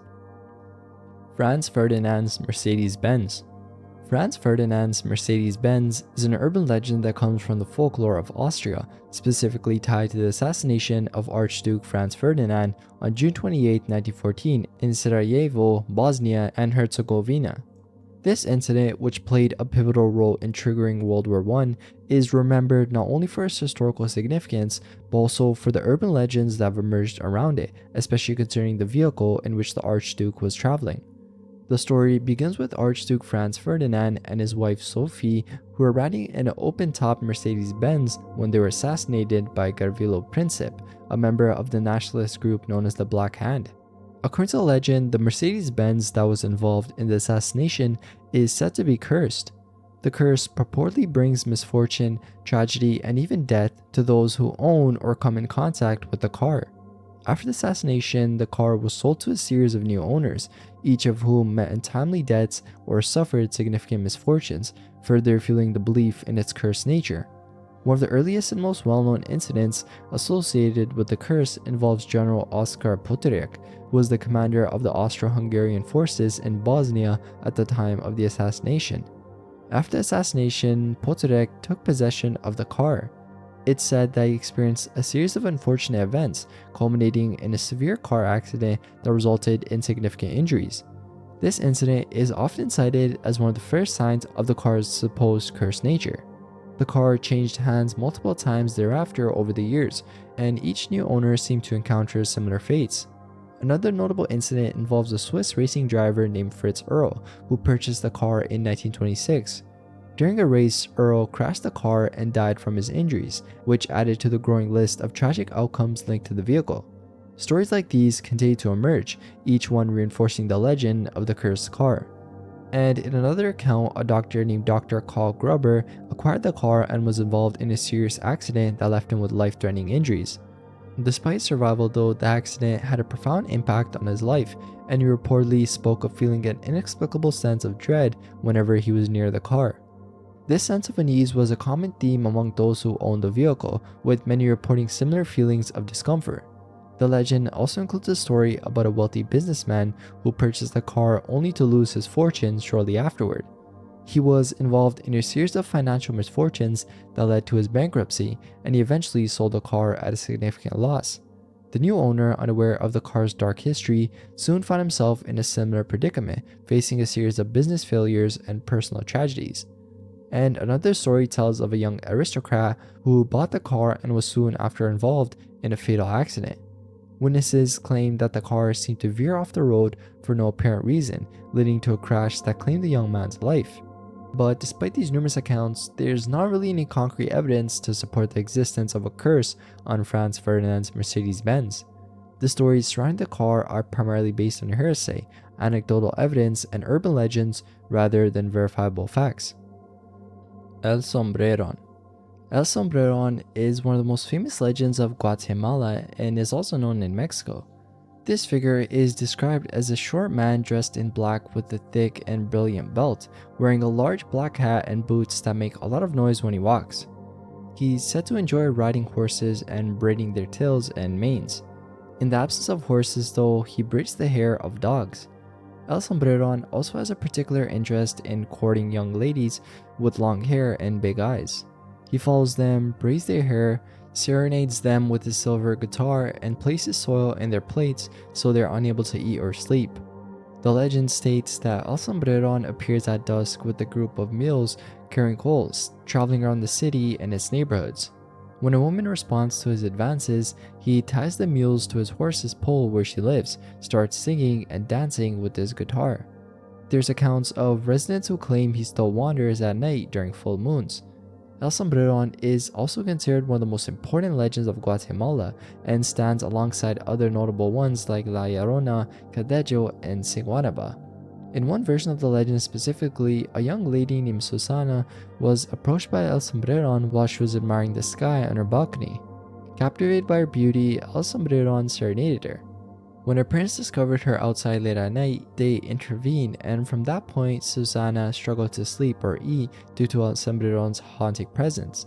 Her parents ultimately cut her hair and had it blessed by a priest to free her from the curse. The legend serves as a cultural advisory for teenage girls to uphold societal values by obeying their parents. And it's even been depicted in various forms, including books and films like the 1950 film El Sombreron. New England Faceless People. The New England Faceless People are a group of individuals said to inhabit a specific farmhouse on a backwoods road in a rural community of Monroe, Connecticut. They are described as deformed humans who lack any discernible facial features. Because of a lack of sense of sight, they maneuver around their ramshackle home by touch and by sound, which they detect through small holes where their ears should be. It's said that they live with an elderly caretaker who reportedly chases away snooping kids with the kerosene lantern. Rumors have spread throughout town and the internet about the origins of these people. Some believe their deformities are due to excessive inbreeding, while others have gone so far as to accuse them of being stranded extraterrestrial entities. It's also possible that the legend is purely a tall tale spread by local youths as part of a rite of passage. No actual photographs or video footage of the faceless people exist. Purple Granny. The Purple Granny is a school ghost story and urban legend in Japan that features the ghost of an old woman dressed entirely in purple who is said to haunt school bathrooms. According to the legend, those who encounter the Purple Granny may face dire consequences unless they perform a specific ritual. The figure of the Purple Granny is described as having long hair that reaches her waist, wearing a purple kimono, sporting purple lipstick, and possessing long nails that she uses to scratch her victims. The ritual to make her disappear involves chanting Murasaki, Murasaki, Murasaki 3 times in a row. Failure to do so may result in the Purple Granny removing the liver of her victim. The legend of the Purple Granny also shares similarities with other Japanese urban legends like Hanako-san and Baba at 3 o'clock. The Purple Granny in specific though sort of differs since it's said to appear suddenly without a set time or when summoned through specific actions like knocking on doors. In some versions of the legend, she also emerges from mirrors and toilets or jumps out of holes in bathroom stalls. The version of the Purple Granny involves a poor girl who was unjustly accused of theft after acquiring a single old kimono. This accusation led to social stigma and her eventual death. The ghost of the girl, now known as the Purple Granny, is believed to seek revenge on those who encounter her in school bathrooms. Amityville House. The Amityville House, located at 112 Ocean Avenue in Amityville, New York, became infamous due to the alleged paranormal events that occurred there. This house gained widespread attention after the publication of the book The Amityville Horror by J. Anson, which was later adapted into a series of films. The story centers around the Lutz family, who moved into the house in 1975 and claimed to have experienced a series of terrifying supernatural occurrences during their brief stay. The events reported by the Lutz family included strange odors, unexplained sounds, and sightings of apparitions. They also claimed that the house was built on a site where mass murder had taken place in 1974 when Ronald DeFeo Jr. murdered 6 of his family members. The Lutzes alleged that they were terrorized by malevolent forces during their 28 days in the house, prompting them to flee and share their story with the public. Skeptics, though, have questioned the veracity of the Lutz's claims, suggesting that the whole story was fabricated for financial gain. In the years following the Lutz family's departure, the house has changed hands multiple times. Various owners have made alterations to its appearance in an attempt to deter seekers and protect their privacy. It all began with the tragic events of November 13, 1974. On that night, 23-year-old Ronald DeFeo Jr. shot and killed 6 members of his family while they slept.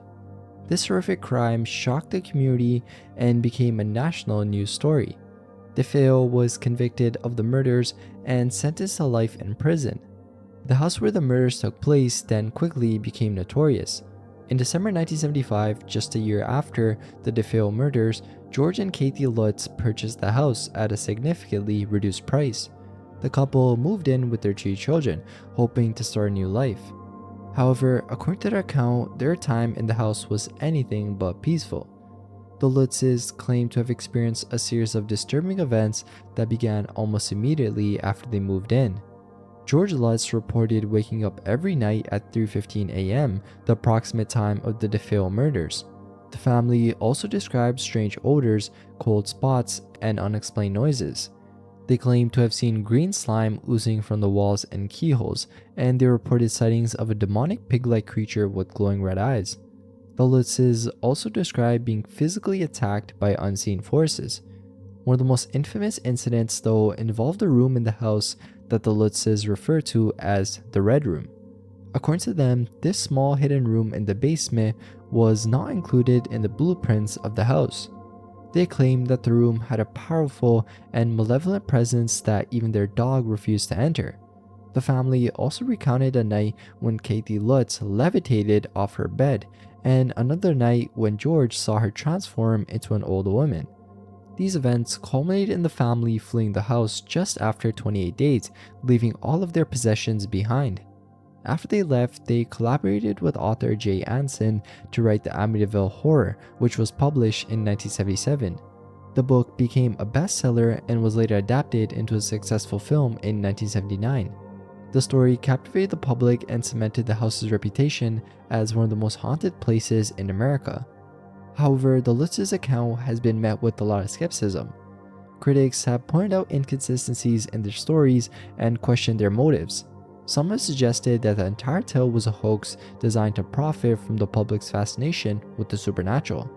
The lawyer who represented Ronald DeFeo Jr. even claimed that he, along with George and Kathy Lutz, fabricated the story over a bottle of wine. Despite these doubts, though, the legend of the house still endures. Moody's Light. The legend of Moody's Light, also known as the Ghost Light of Indiana, originates from a desolate road between Rensselaer and Francisville. This tale begins with a tragic event involving a farmer named Moody, who lived with his wife and 2 daughters in a farmhouse off the road. One evening, Moody returned home to a horrifying scene. His family had been found brutally murdered, with their bodies mutilated and stabbed multiple times. Despite investigation by the authorities, no evidence or clues were found to identify the perpetrator. The gruesome nature of the crime left Moody devastated. Over time, his grief consumed him, leading to a significant decline in his mental health and the overall condition of his farm. Eventually, Moody was found hanging from a tree on his property, having taken his own life in despair. Following Moody's tragic end, local farmers began reporting sightings of a mysterious light floating through the cornfields near his farm. Described as lantern-like, this light was believed to be the ghost of Moody, eternally searching for his family's killer. And the legend grew more as more people claimed to witness the unexplained phenomenon. One notable account from April 11, 2003 involves a group of visitors who decided to investigate Moody's Road. On that night, the weather was clear and breezy, with temperatures around 50 degrees. The group started their exploration at the intersection of Meridian and Division, flashing their car lights 3 times before driving 1.5 miles to the end of Meridian. Upon turning around, they parked near a tree stump, flashed their lights 3 more times, and observed the northern horizon. The group then saw an orangish light which they initially mistook for a streetlight. However, the light's behavior was unusual. It would appear and disappear, changing from orange to red and varying in size. Using binoculars, they observed the light sometimes split into multiple lights before merging back into one. Despite various explanations like car lights from Highway 49 or swamp gas, the group remained uncertain about the light's true nature. Their experience ended with them taking the best possible photograph of the light, though they were no closer to understanding its origin. Theories about the cause of Moody's light range from ghostly apparitions to natural explanations. Some suggest that the light is merely a reflection of car headlights from nearby highways, while others propose that it could be the result of swamp gas or other natural phenomena. Despite these theories though, the mystery of Moody's light still persists. Mud mermaids. Mud mermaids are creatures believed to inhabit the muddy banks of the Ohio River during the early 19th and 20th centuries. These mermaid-like beings were first reported in an 1839 Pennsylvania newspaper, where they were described as being about 4 feet tall and covered in a light coat of chestnut-colored hair. Their skin was noted to have a yellowish hue, and they possessed webbed feet at the ends of their 4 limbs. Despite variations in sightings though, the creatures were consistently described as having vaguely humanoid and amphibious features, allowing them to move both on land and in water with remarkable speed. It's said that when they were pursued, they would let out screeches and yelps.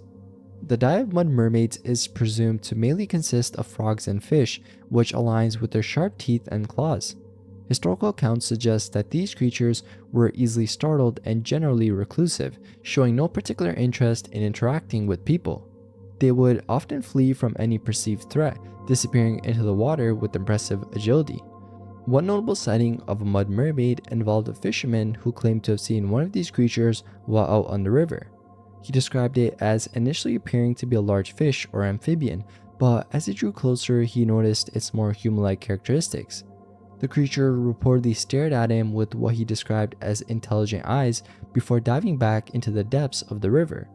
This account, among others, led to various explorations and attempts to capture or further document these beings. Throughout the 19th century, sightings of mud mermaids continued sporadically. In the 1850s, another notable encounter involved a group of young travelers who camped near the riverbank. They reported hearing strange yelps during the night and found odd, webbed footprints around their campsite the next morning. This incident further fueled local legends, and tales of mud mermaids became part of the regional folklore. People living near the river would sometimes leave offerings of fish and frogs by the water's edge, hoping to appease these mysterious inhabitants and avoid any potential misfortune. But in the early 20th century, reports of mud mermaids began to decline. Some attributed this to the increasing industrialization and pollution of the Ohio River, which might have driven these creatures to remote areas.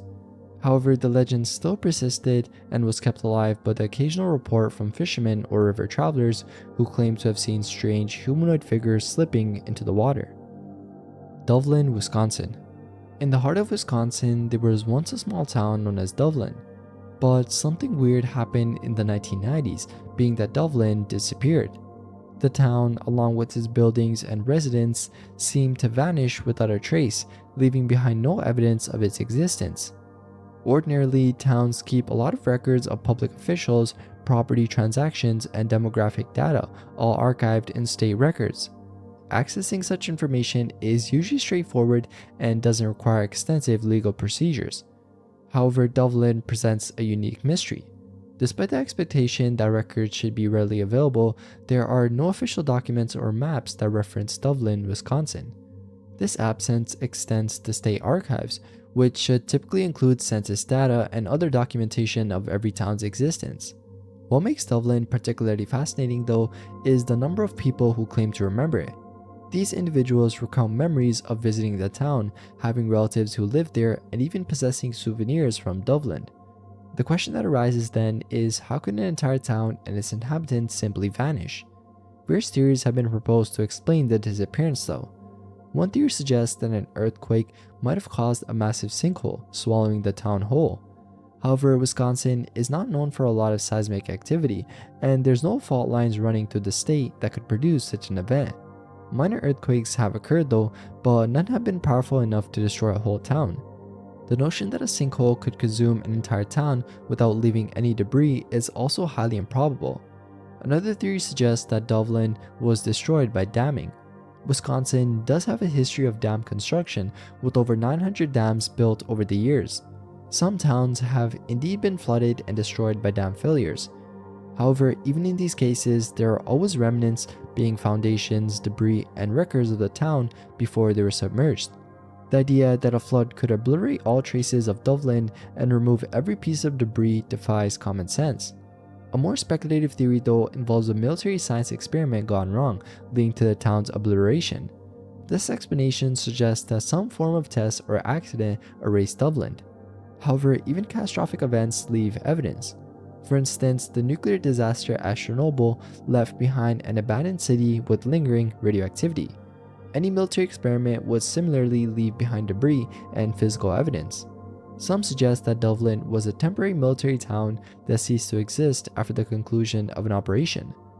While there are many abandoned military bases and complexes in the United States, these locations still have visible remains. An entire military town disappearing without a trace doesn't align with known historical patterns. And there's also a theory that Dublin's residents simply moved away due to economic decline, a scenario that has led to the creation of many ghost towns across the United States. However, even ghost towns still have structures and remnants of their existence. The complete absence of any physical evidence from Dublin makes this theory implausible.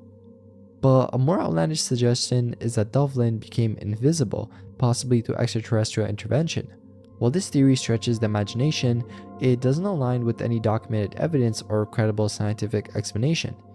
Alien abductions of entire towns remain firmly in the realm of science fiction. The most likely explanation, though, is that Dublin is a hoax. There is no mentions of Dublin or its sudden disappearance in any records before 2015. The internet has a lot of urban legends and eerie stories, which are often accompanied by doctored photos and false records. Souvenirs from Dublin can also be purchased online, which adds to the fictional narrative. Fishmen. The legend of the Fishman of Lirganes, which is an entity from the mythology of Cantabria in northern Spain, is a story that mixes human curiosity with the mysterious allure of the sea. This tale, which has been passed down through generations, revolves around a young man named Francisco de la Vega Quezar, who lived in the small village of Lirganes. In the mid-17th century, following the death of his father, Francisco's mother decided to send him to Bilbao to learn the trade of carpentry. This decision was made out of necessity as the family was struggling to make ends meet. In 1674, during the festivities of St. John's Day Eve, Francisco and some other friends decided to swim in the Bilbao estuary. Although Francisco was a competent swimmer, the strong currents pulled him away from the shore, and he was last seen disappearing into the sea. His friends and family presumed he had drowned, and his loss was mourned in Leganes. However, the story took a strange turn 5 years later in 1679 when fishermen in the Bay of Cadiz, located in southern Spain, reported an encounter with a peculiar creature. This being, which had been entangled in their fishing nets, struggled fiercely to free itself. Although the fishermen initially failed to capture it, they persisted and eventually succeeded by luring it with loaves of bread. When they brought the creature on board, they were astonished to find that it resembled a human. The being had white skin, thin red hair, and strips of scales running down its throat, stomach, and spine. It also appeared to have gills around its neck. The fishermen, bewildered by their catch, took the creature to the nearby convent of St. Francis. There, the entity was subjected to an exorcism and questioned in various languages, but it remained unresponsive. After several days, the creature uttered a single word, Leganes. This word meant nothing to the people of Cadiz until a sailor from northern Spain recognized it as the name of a village near his hometown. This information prompted the Bishop of Cadiz to send a detailed description of the creature to Santander, a city in Leganes. Upon receiving the description, the residents of Leganes were reminded of the tragic drowning of Francisco de la Vega. Speculating that the creature might be Francisco, the bishop allowed a friar to escort it to Leganes. Remarkably, upon nearing the village, the creature seemed to recognize its surroundings and led the friar directly to the home of Maria del Cácer, Francisco's mother. Maria and the villagers believed that the creature was indeed Francisco. Francisco, now the so-called fishman, lived a peculiar life back in his village. He walked barefoot and often preferred to be nude unless given clothes. He rarely spoke, only muttering occasional words like tobacco, bread, or wine without any apparent desire for these items. His behavior was odd yet benign, being he performed simple tasks when asked but showed no enthusiasm. But after 9 years of this unusual existence, Francisco returned to the sea and vanished once more, never to be seen again. Benito Jeronimo Fijo, an Enlightenment writer, later examined the story and claimed its authenticity. Fijo's investigation involved collecting testimonies and documents from those who had witnessed or heard about the fishman. He believed the accounts to be credible, given the detailed and consistent reports from various reputable sources. Despite Fijo's reputation for debunking superstitions and frauds, he supported the story, which lent it a degree of legitimacy. However, skepticism about the legend still persists. Similar tales of fishermen existed in European folklore, and the story's elements could have been influenced by earlier myths. Some modern scholars like Gregorio Maranon have suggested alternative explanations. Maranon proposed that Francisco might have suffered from medical conditions such as cretinism, which could explain his appearance and behavior. He hypothesized that Francisco could have wandered from Bilbao to Cadiz, where his strange luck and actions led to the myth of the fishman. Slaughterhouse Canyon. The legend of the ghosts of Slaughterhouse Canyon, set in the historical town of Kingman, Arizona, has roots that stretch back to the harsh realities of the Gold Rush era. Kingman, established in 1882, served both as a reservation for Native Americans and a military camp before expanding due to the routing of a section of the railroad to the area. As you might know already, the Gold Rush, which began in Arizona around 1858, brought a wave of hopeful prospectors seeking their fortune. These fortune seekers, however, often face extreme hardship, sickness, and death. The rare nature of gold in Arizona soon led many to seek copper and silver instead. This shift only marginally alleviated the dire conditions though, as many families who uprooted their lives in search of wealth ended up destitute and starving. In the heart of all this reality lies the legend of the Slaughterhouse Canyon, also known as Luana's Canyon. Named after Luana, the matriarch of a desperate family, this canyon became a site of unimaginable tragedy. The story begins with a miner, a man of big dreams and even bigger responsibilities. He lived with his wife, Luana, and their children in a small wooden shack nestled within the canyon. His hopes of striking it rich drove him to frequently venture into the mountains, searching for gold and sustenance for his family. The miner's absence, whether for days or weeks at a time, left his family entirely dependent on whatever provisions he managed to bring back. This existence was a constant gamble with starvation lurking at their door. And one fateful day, the miner kissed his family goodbye and set out on what would be his final journey. Days turned into weeks, and as the miner failed to return, Luana's anxiety grew.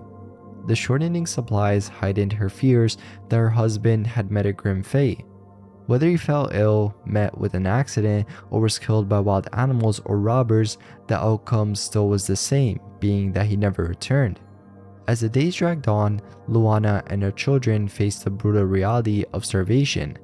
Their cries for food echoed through the canyon, but there was nothing Luana could do. The relentless hunger and haunting uncertainty about her husband's fate pushed her closer and closer to the edge of sanity.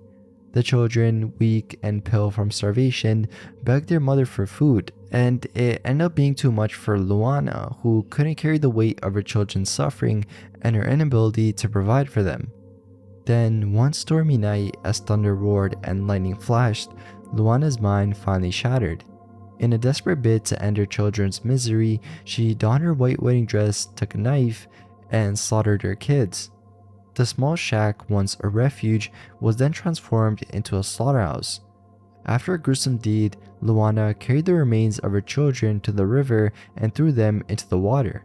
Overcome by the enormity of her actions, she collapsed on the riverbank with her wedding dress now stained all with blood. She wailed and screamed throughout the night until she finally succumbed to starvation herself the following morning. Today, Slaughterhouse Canyon is accessible to the public and is a mere 12-minute drive from Kingman, Arizona. On quiet nights, especially when the moon is full, those who dare to venture into the canyon after midnight report hearing the anguished screams of the mother and the haunting cries of her murdered children. Local accounts and personal experiences also add to the reputation of Slaughterhouse Canyon as being haunted. High school students have been known to drive down to the canyon, parking by the remains of the old slaughterhouse shack to see if they can hear Luana's ghostly wails. Many recall the chilling silence that falls over the group as they wait, with the oppressive darkness amplifying every creak and rustle. Some report hearing strange, unexplainable sounds that drive them to leave in haste. And one specific account describes a group of teenagers who frequented the canyon to escape eyes and engage in typical youthful mischief. One night though, after midnight, they began hearing wailing cries surrounding them.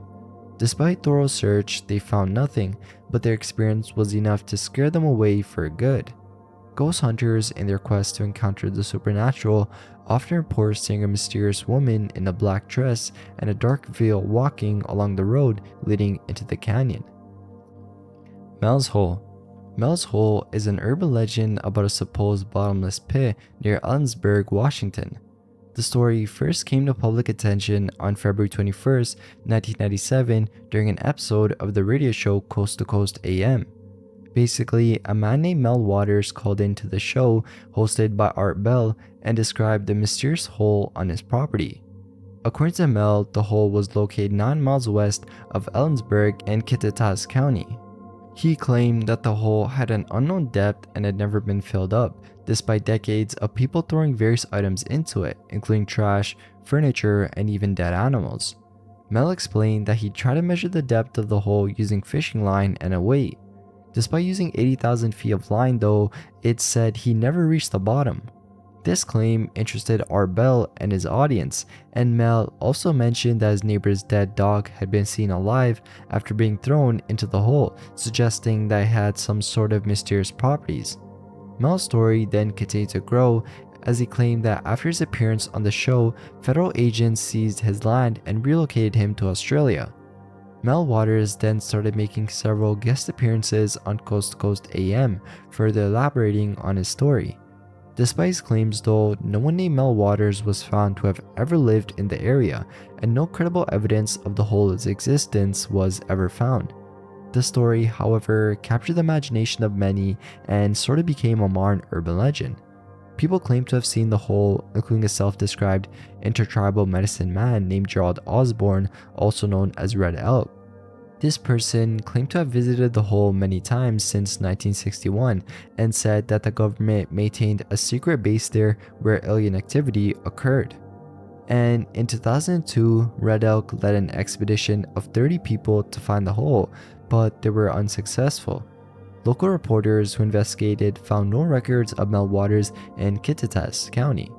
Geologists, including Jack Powell from the State Department of Natural Resources, debunked the story, explaining that a hole of such depth would collapse under pressure and heat from the surrounding strata. And geologist Pat Pringle also doubted Mel's claim about lowering 80,000 feet of fishing line into the hole, noting that the heat from the earth would have snapped the line before reaching such a depth. Despite the lack of evidence though, Mel's hole still continued to fascinate the public. In 2008, there ended up being an art expedition titled Aspects of Mel's Hole. Artists respond to a paranormal land event occurring in radio space that was curated by LA Weekly art critic Doug Harvey. It was presented at the Grand Central Art Center in Santa Ana, California, featuring works by 41 artists and collectives, many created specifically for the exhibition. The GHAC also published a hardbound catalog with contributions from all the artists and essays by various authors, exploring the cultural impact of the legend. Teaches Light. So this is one of my personal favorites, and you'd know that this revolves around Blackbeard, whose real name was Edward Teach, and he's probably one of the most famous pirates in history. But this is more concerning about the urban legend behind it, which we'll get to after introducing his life. He was known for his imposing appearance, and he sported a long black beard which he tied in pigtails covered with black ribbons. Over his shoulders he wore a bandolier carrying 3 pistols.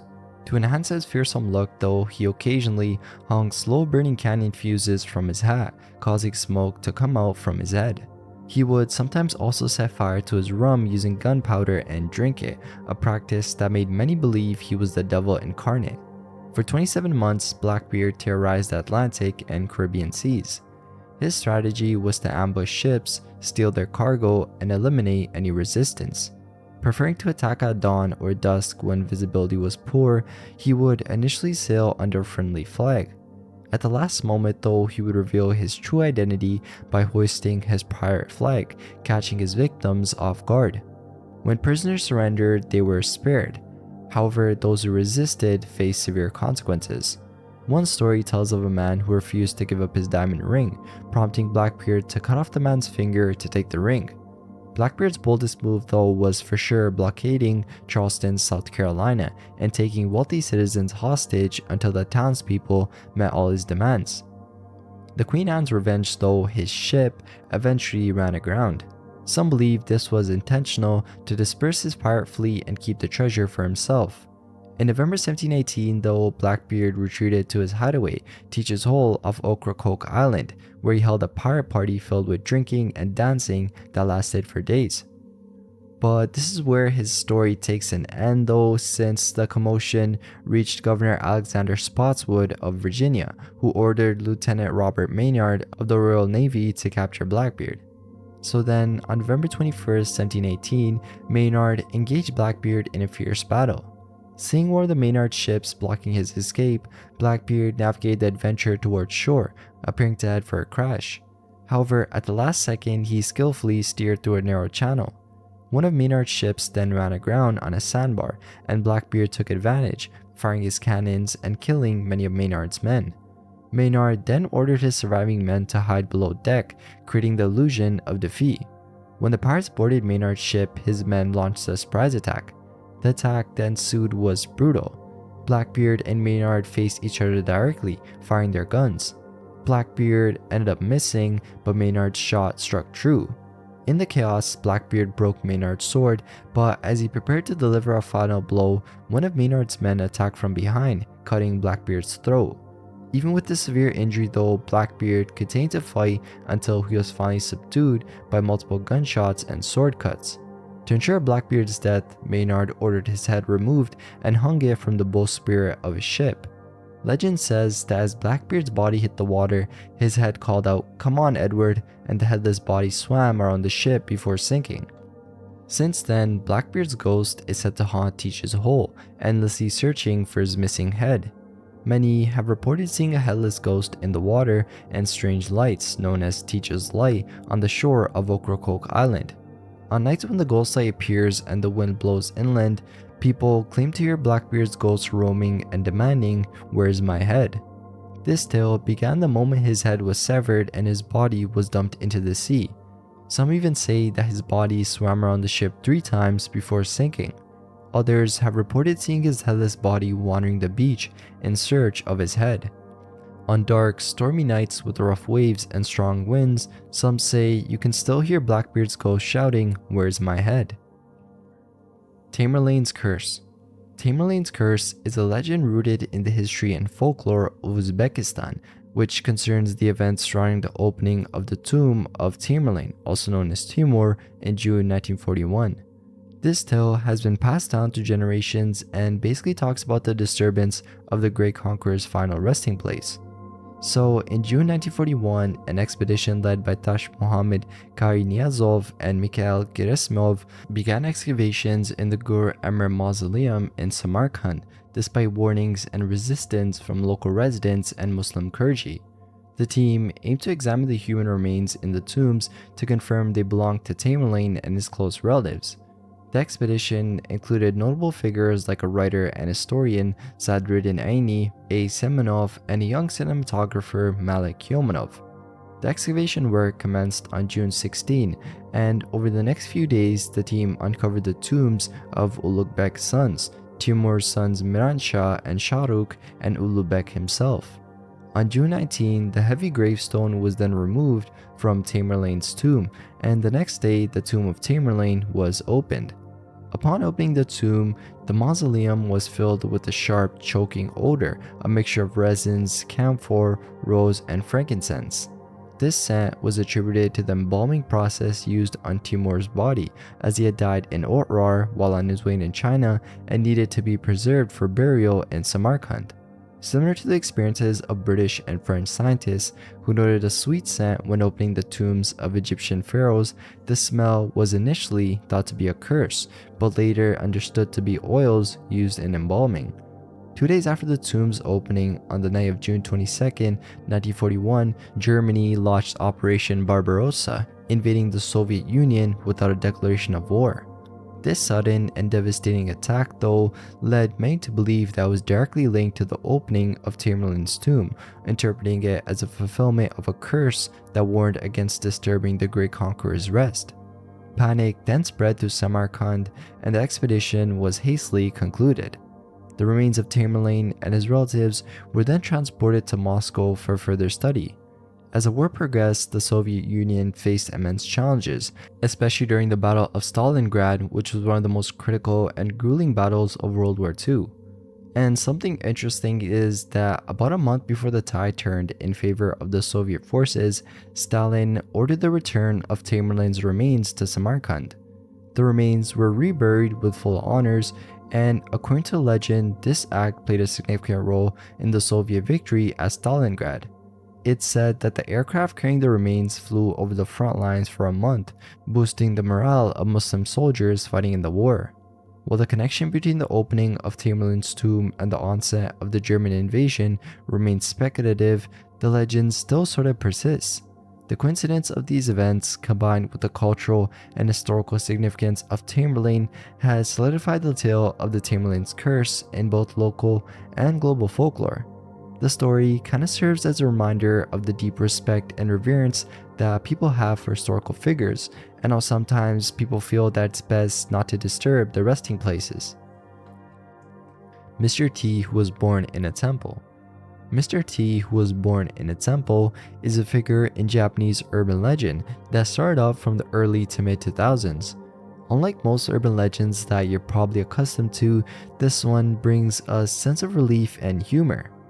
Mr. T's origins are rooted in internet ghost stories, where he quickly gained popularity as a somewhat frightening yet still comforting presence. Born in a temple, Mr. T is said to have great powers. He's known for his timely appearances as a counselor for people troubled with mysterious phenomena, often rushing out of nowhere to help those in distress. With a shout of "Ha!", he resolves the problem. leaving those who were acquiring him in awe and concluding stories with the words, "It's amazing to be born in a temple." His high psychic abilities, which sometimes cause him to emit light during exorcisms, make him a formidable opponent against evil spirits. While he often takes a gentle approach, he's also known for blowing away malevolent entities without hesitation.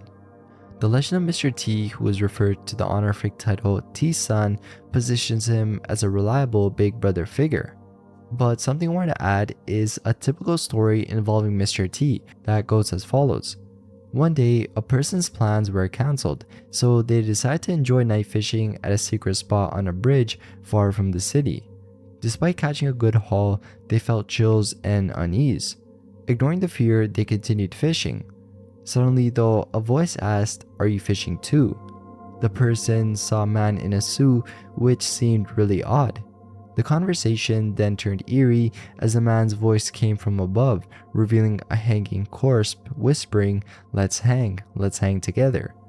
Just as the shadows began to overwhelm the person, Mr. T appeared, shouting "Ha" and swinging his fishing rod. The rod string shone brightly, cutting through the shadows. Mr. T's spell then created a light that wiped out the shadows, saving the person from the haunting spirits. As they drove away, Mr. T then smiled, leaving the person to marvel. Being born in a temple is amazing. Frozen Hill People. Albert Stevens, the owner of a sawmill in Bridgewater's corner, Vermont, at the turn of the last century, was known as a reliable man who kept everything he thought might be useful later.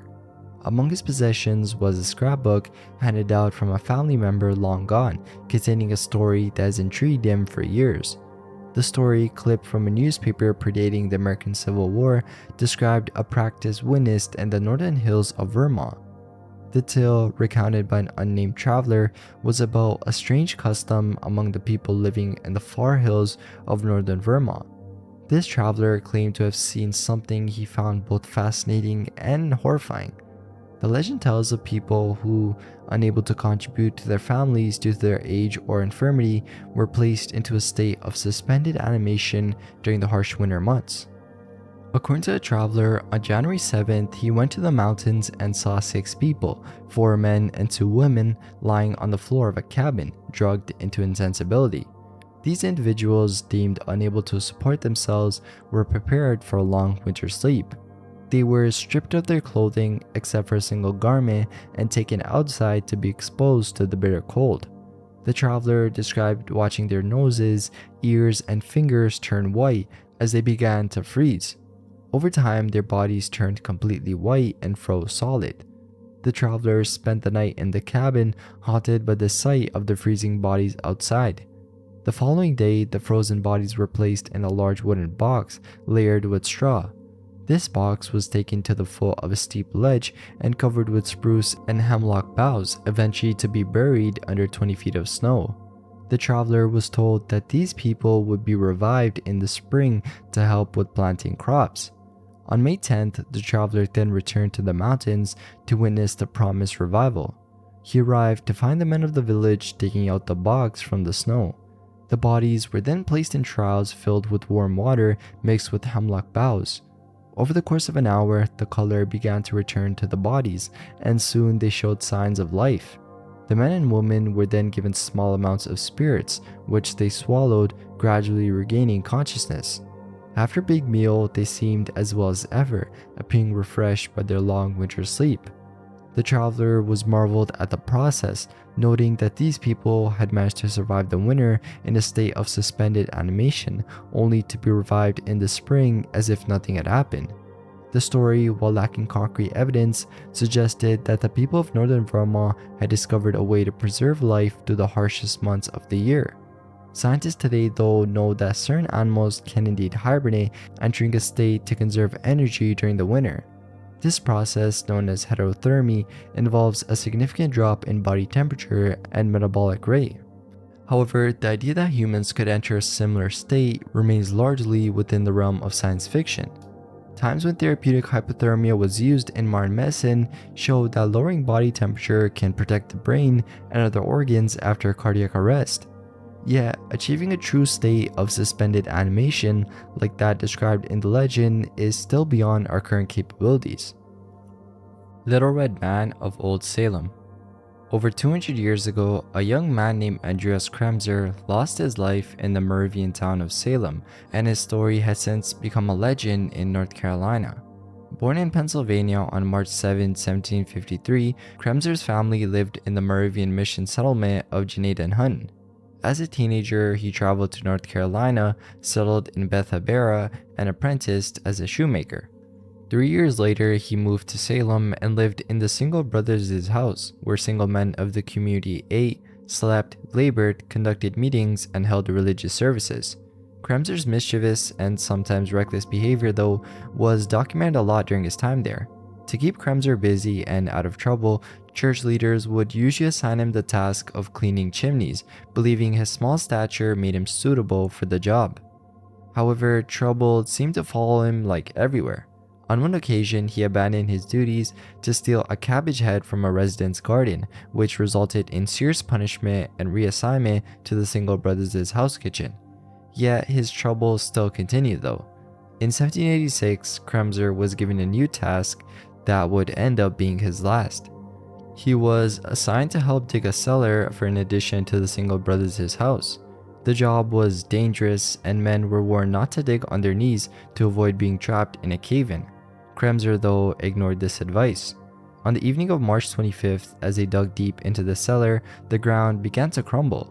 An alarm was sounded and everyone ran for safety except for Joseph Dixon and, you'd probably guess, Andreas Kremser. A rescue effort then ensued and both men were pulled out alive. Dixon, buried up to his armpits in dirt, recovered in just a few hours. Kremser, however, completely covered, succumbed to his injuries at 2 a.m. on March 26th. Kremser was then buried in God's Acre, his estate sent to his mother in Pennsylvania, and the cellar was eventually completed. But his story didn't end there. After his death, mysterious sights and sounds were reported in the building where he had died. Some claimed to have heard the tapping of a shoemaker's hammer, while others reported seeing a small man in red slipping past doors in the hallway.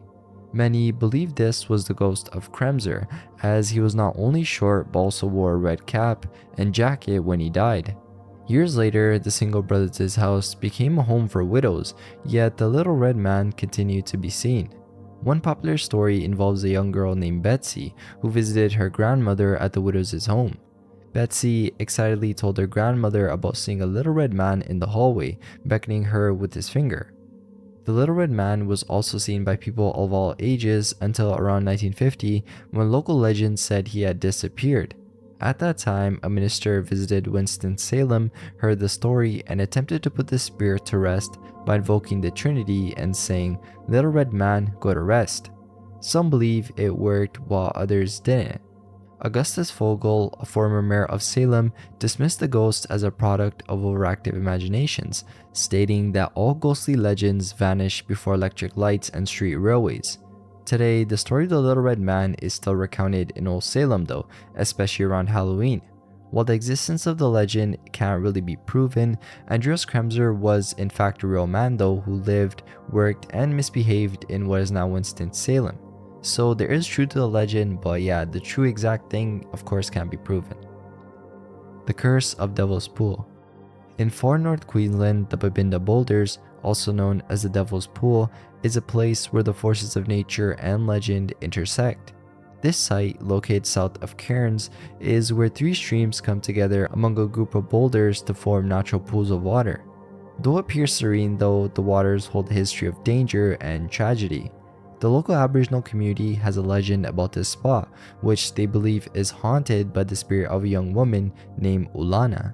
According to the legend, Ulana was a member of the Yindinji tribe who married an elder named Warunu. Shortly after their marriage, she fell in love with a young warrior from another tribe named Daiga. Their forbidden love led them to flee together, but they were eventually caught by the tribe elders. In an act of desperation, Ulana threw herself into the waters, calling for Daiga to follow her. The legend says her cries turned the waters into a rushing torrent, and her spirit still haunts the pool, luring people to their deaths. Since 1959, at least 19 people have died at the Devil's Pool. The victims have mostly been young men, and one of the more recent incidents involves Shannon Hoffman, a Brisbane father who drowned in October 2020. His body was found 200 meters from where he had gone swimming, pulled under by the strong currents. And going back even further, there's some accounts that show there's been 11 deaths between 1959 and 1983. Newspaper articles suggest many more fatalities occurred though before records were even kept. But yeah, Aboriginal elders still recount tales of other mysterious disappearances and deaths that they attribute to the spirit. Despite the warnings and tragic stories though, the Devil's Pool still remains a popular tourist spot. Visitors often give high ratings to the Babinda boulders and praise it for its natural beauty. However, among the positive reviews are also warnings about the dangers of the pool. Some think that it's just, because of the water, but yeah, the urban legend around it is still pretty interesting. Love Roller Coaster. The song Love Roller Coaster by the Ohio Players, released in 1975, is well known not just for its musical success, but also for the urban legend it spawned. This track, featuring a catchy rhythm and engaging groove, quickly rose to the top of the charts, reaching number 1 on the Billboard Hot 100 in January 1976 and earning a gold certification. However, its fame is partly due to the mysterious scream heard in the background, which sparked rumors and stories about a supposed murder during the recording session. This scream, which can be heard between 124 and 128 in the single version, led to various rumors. One popular version of the legend claims that the scream belonged to a model named Esther Korber, who appeared on the album cover of Honey and was allegedly killed during the recording. Other versions suggest it was the voice of a cleaning woman or a band member's girlfriend. The rumors were further fueled by an unidentified disc jockey in Berkeley, California, whose offhand comment spread quickly and was even repeated by Casey Kasem on American Top 40. The scream caused a lot of widespread speculation, and some stories claim that Korber was accidentally burned by hot honey used in the album cover shoe, and their scream of agony was captured on the track. Despite these rumors though, the band members initially remained silent, allowing the stories to grow and enhance the song's mystique and record sales. In reality, the scream was made by the band's keyboardist Billy Beck, who used a vocal technique similar to that of Minnie Riperton and Mariah Carey to hit high notes. This clarification came from drummer Jimmy Diamond Williams, who explained that the scream was an artistic choice to add energy to the song. Even with this explanation though, the legend still persisted, as the band's initial silence and the scream's unsettling nature left a strong impression on listeners. Over the years, the song has been covered by various artists, including the Red Hot Chili Peppers, who recorded a version for the soundtrack of the 1996 film Beavis and Butthead Do America. This cover introduced the song to a new generation and maintained its appeal, but yeah, since it's been so long since then, the legend has sort of died down. Mako Lights. The Mako Light, a ghostly phenomenon, was frequently reported along a section of railroad track near Mako Station in Brunswick County, North Carolina. This light, said to resemble the glow of a railroad lantern, was often linked to the tragic tale of Joe Baldwin, a train conductor who reportedly lost his life in a gruesome accident.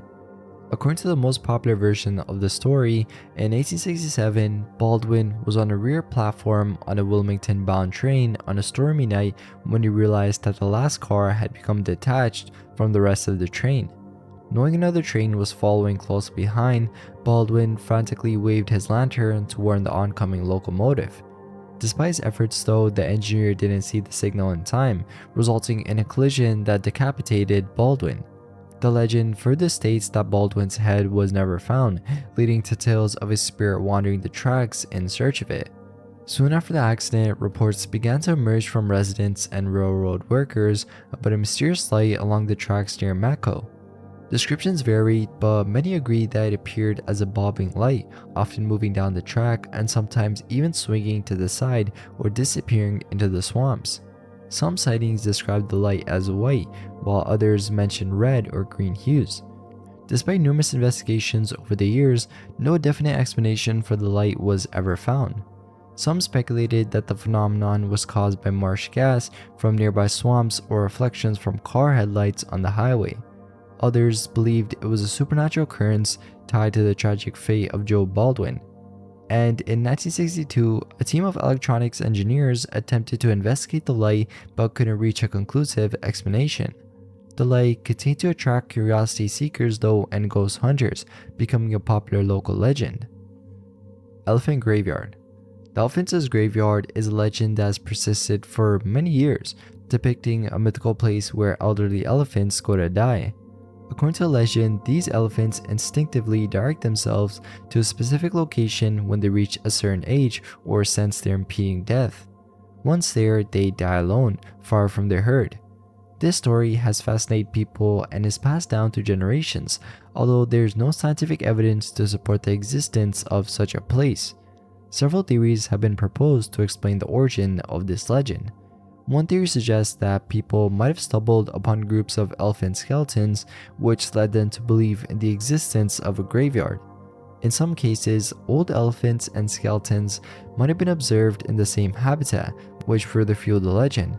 Another theory involves group die-offs, where multiple elephants die in the same location due to natural causes or environmental factors. An example of this is an excavation in Saxony-Anhalt, where 27 Paleolithic Soden Antica skeletons were found together, although their tusks were missing, possibly removed by hunters or scavengers.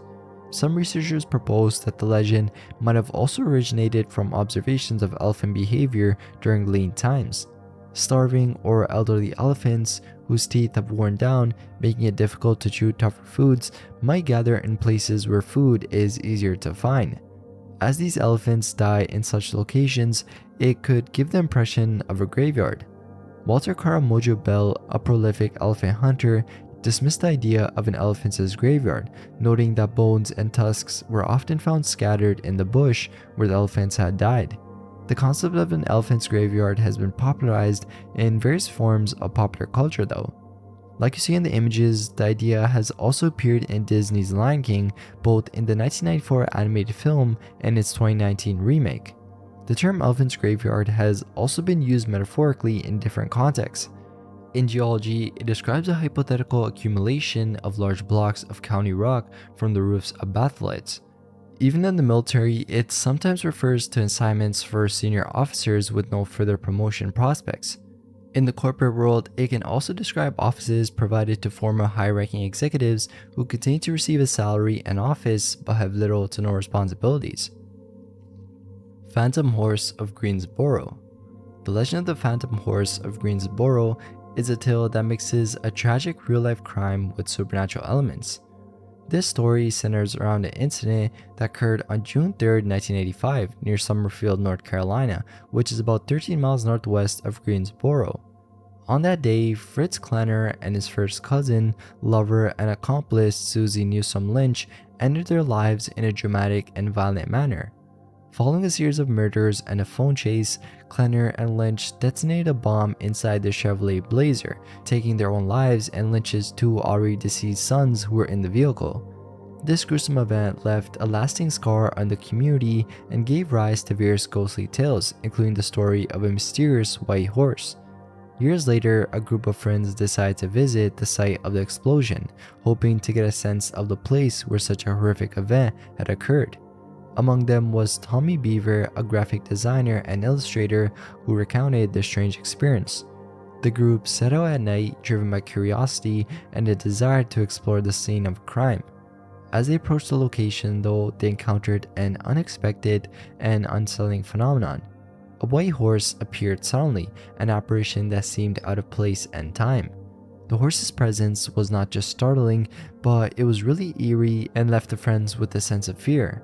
The story of the Phantom Horse has parallels in various cultures and legends though. In ancient Breton mythology, a white horse was often seen as a sacred creature, believed to guide souls to the afterlife. The friends who witnessed the horse could not help but wonder about its significance and its possible link to the gruesome events of 1985. The area around Summerfield and Greensboro has long been associated with tales of the supernatural. The thing that makes this legend stand out though is because of its direct connection to a real and well-documented crime. Over the years, many have tried to rationalize the appearance of the Phantom Horse. Some suggest it might be a misidentified living animal, while others believe it's a collective hallucination spurred by the area's dark history. Despite these attempts at explanation though, the story still persists, drawing in paranormal enthusiasts and skeptics alike. Pistaco. The legend of the Pistaco is deeply rooted in the folklore of the Andes region of South America, mainly in Peru and Bolivia. Pistaco is often described as a sinister figure, typically a foreigner or a white man who preys on unsuspecting natives. This creature is said to kill its victims to harvest their body fat, which is then used for various purposes, including cannibalistic rituals, or to be sold as fried chicharrones. The word pistaco itself means to behead, cut the throat, or cut into slices. The legend dates back to the time of the Spanish conquest of South America. During this period, Spanish conquistadors' practices such as using the fat of their enemies to treat their wounds and lubricate their weapons horrified the indigenous populations. This fear and revulsion were further compounded by the high value placed on body fat among the native Andean peoples, who viewed it as a symbol of life, health, and strength. The Spaniards were also believed to have killed natives to produce fat for various uses, including greasing church bells to make them more sonorous. This practice led to the widespread belief that Spanish missionaries were killing people for their fat. In modern times, similar belief persisted, with people fearing that machinery in sugar mills or jet aircraft engines required human fat to function. These fears have had real-world implications, like communities rejecting international assistance programs, believing they were a cover for harvesting human fat. Survey geologists and anthropologists have also faced attacks accused of being pistacos when conducting their work. The Silver Train of Stockholm. The legend of Silverpillen, the ghost train of Stockholm Metro, has fascinated and terrified commuters for decades. The story began in 1965 when the Stockholm Metro acquired 8 unpainted aluminum train cars to add to its fleet.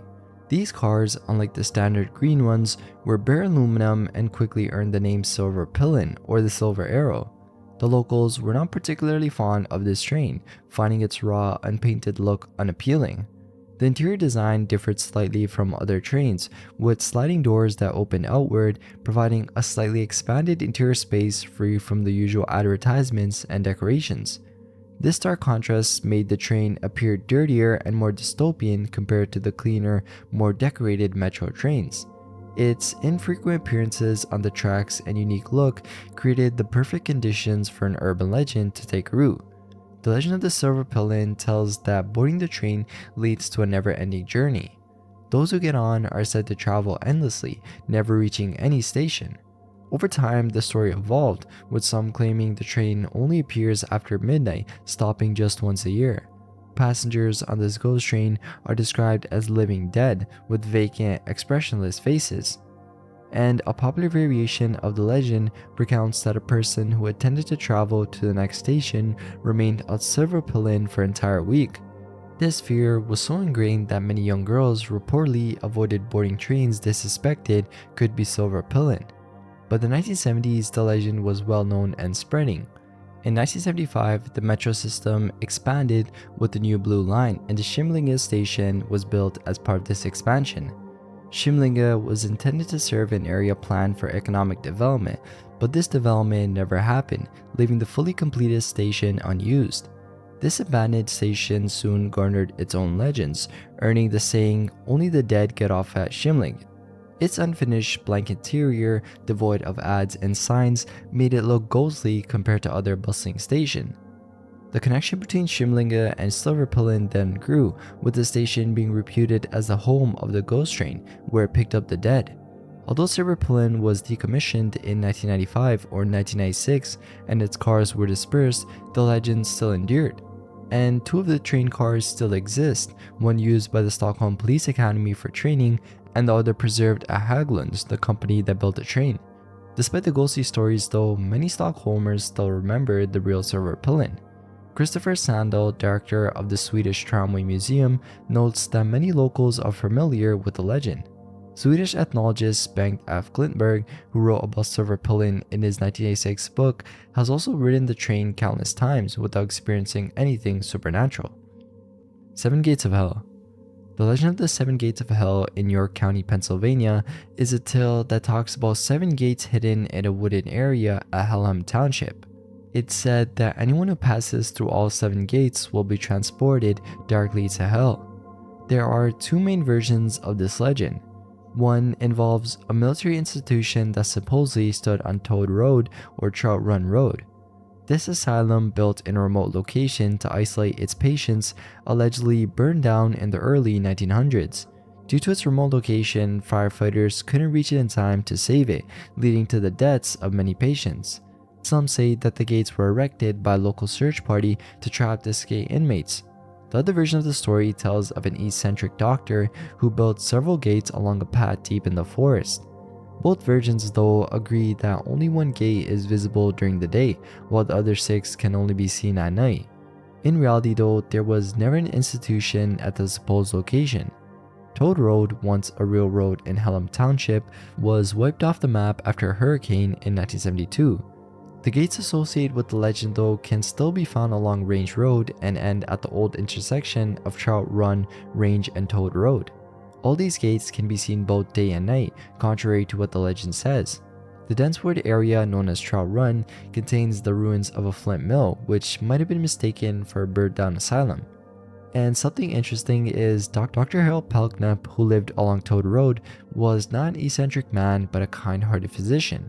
He often made humorous toad-related signs to deter passengers, which contributed to the road's name. Despite the myths, though, Hellham was not named after hell, but is a corruption of Hallam, after Hallamshire, England. Despite the legend's allure, though, the property is actually privately owned, and trespassers can be arrested and prosecuted.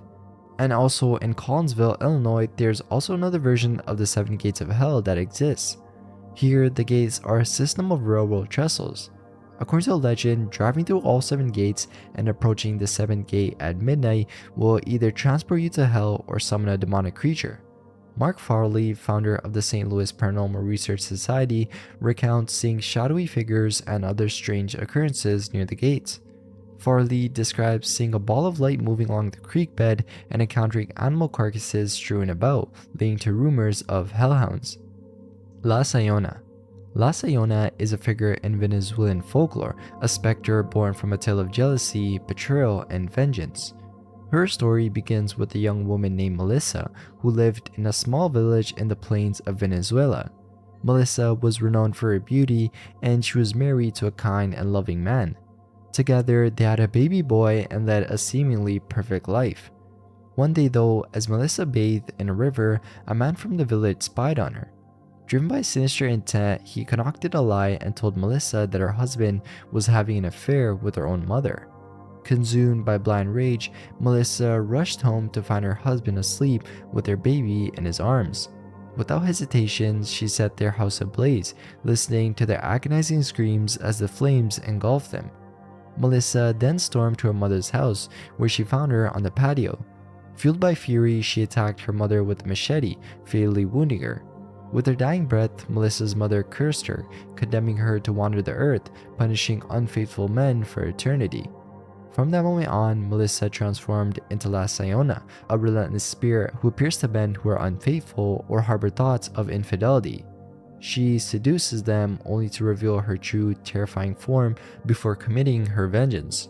Her shape-shifting abilities allow her to take on various guises, sometimes appearing as a beautiful woman, other times as a monstrous creature. And in some versions of the legend, La Sayona targets men working in the jungle, preying on their loneliness and desires. She lures them away from their companions, often appearing as a woman they desire or recognize. Once she has them alone, she transforms, revealing animalistic features, and either devours them or leaves their mutilated bodies for others to find. In these encounters, she sometimes inflicts strange diseases on her victims, causing their genitals to swell with boils and blisters. Mary-san's phone. Mary-san is a figure from Japanese urban legends and embodies a ghostly presence that haunts those who dare to summon her through a phone call.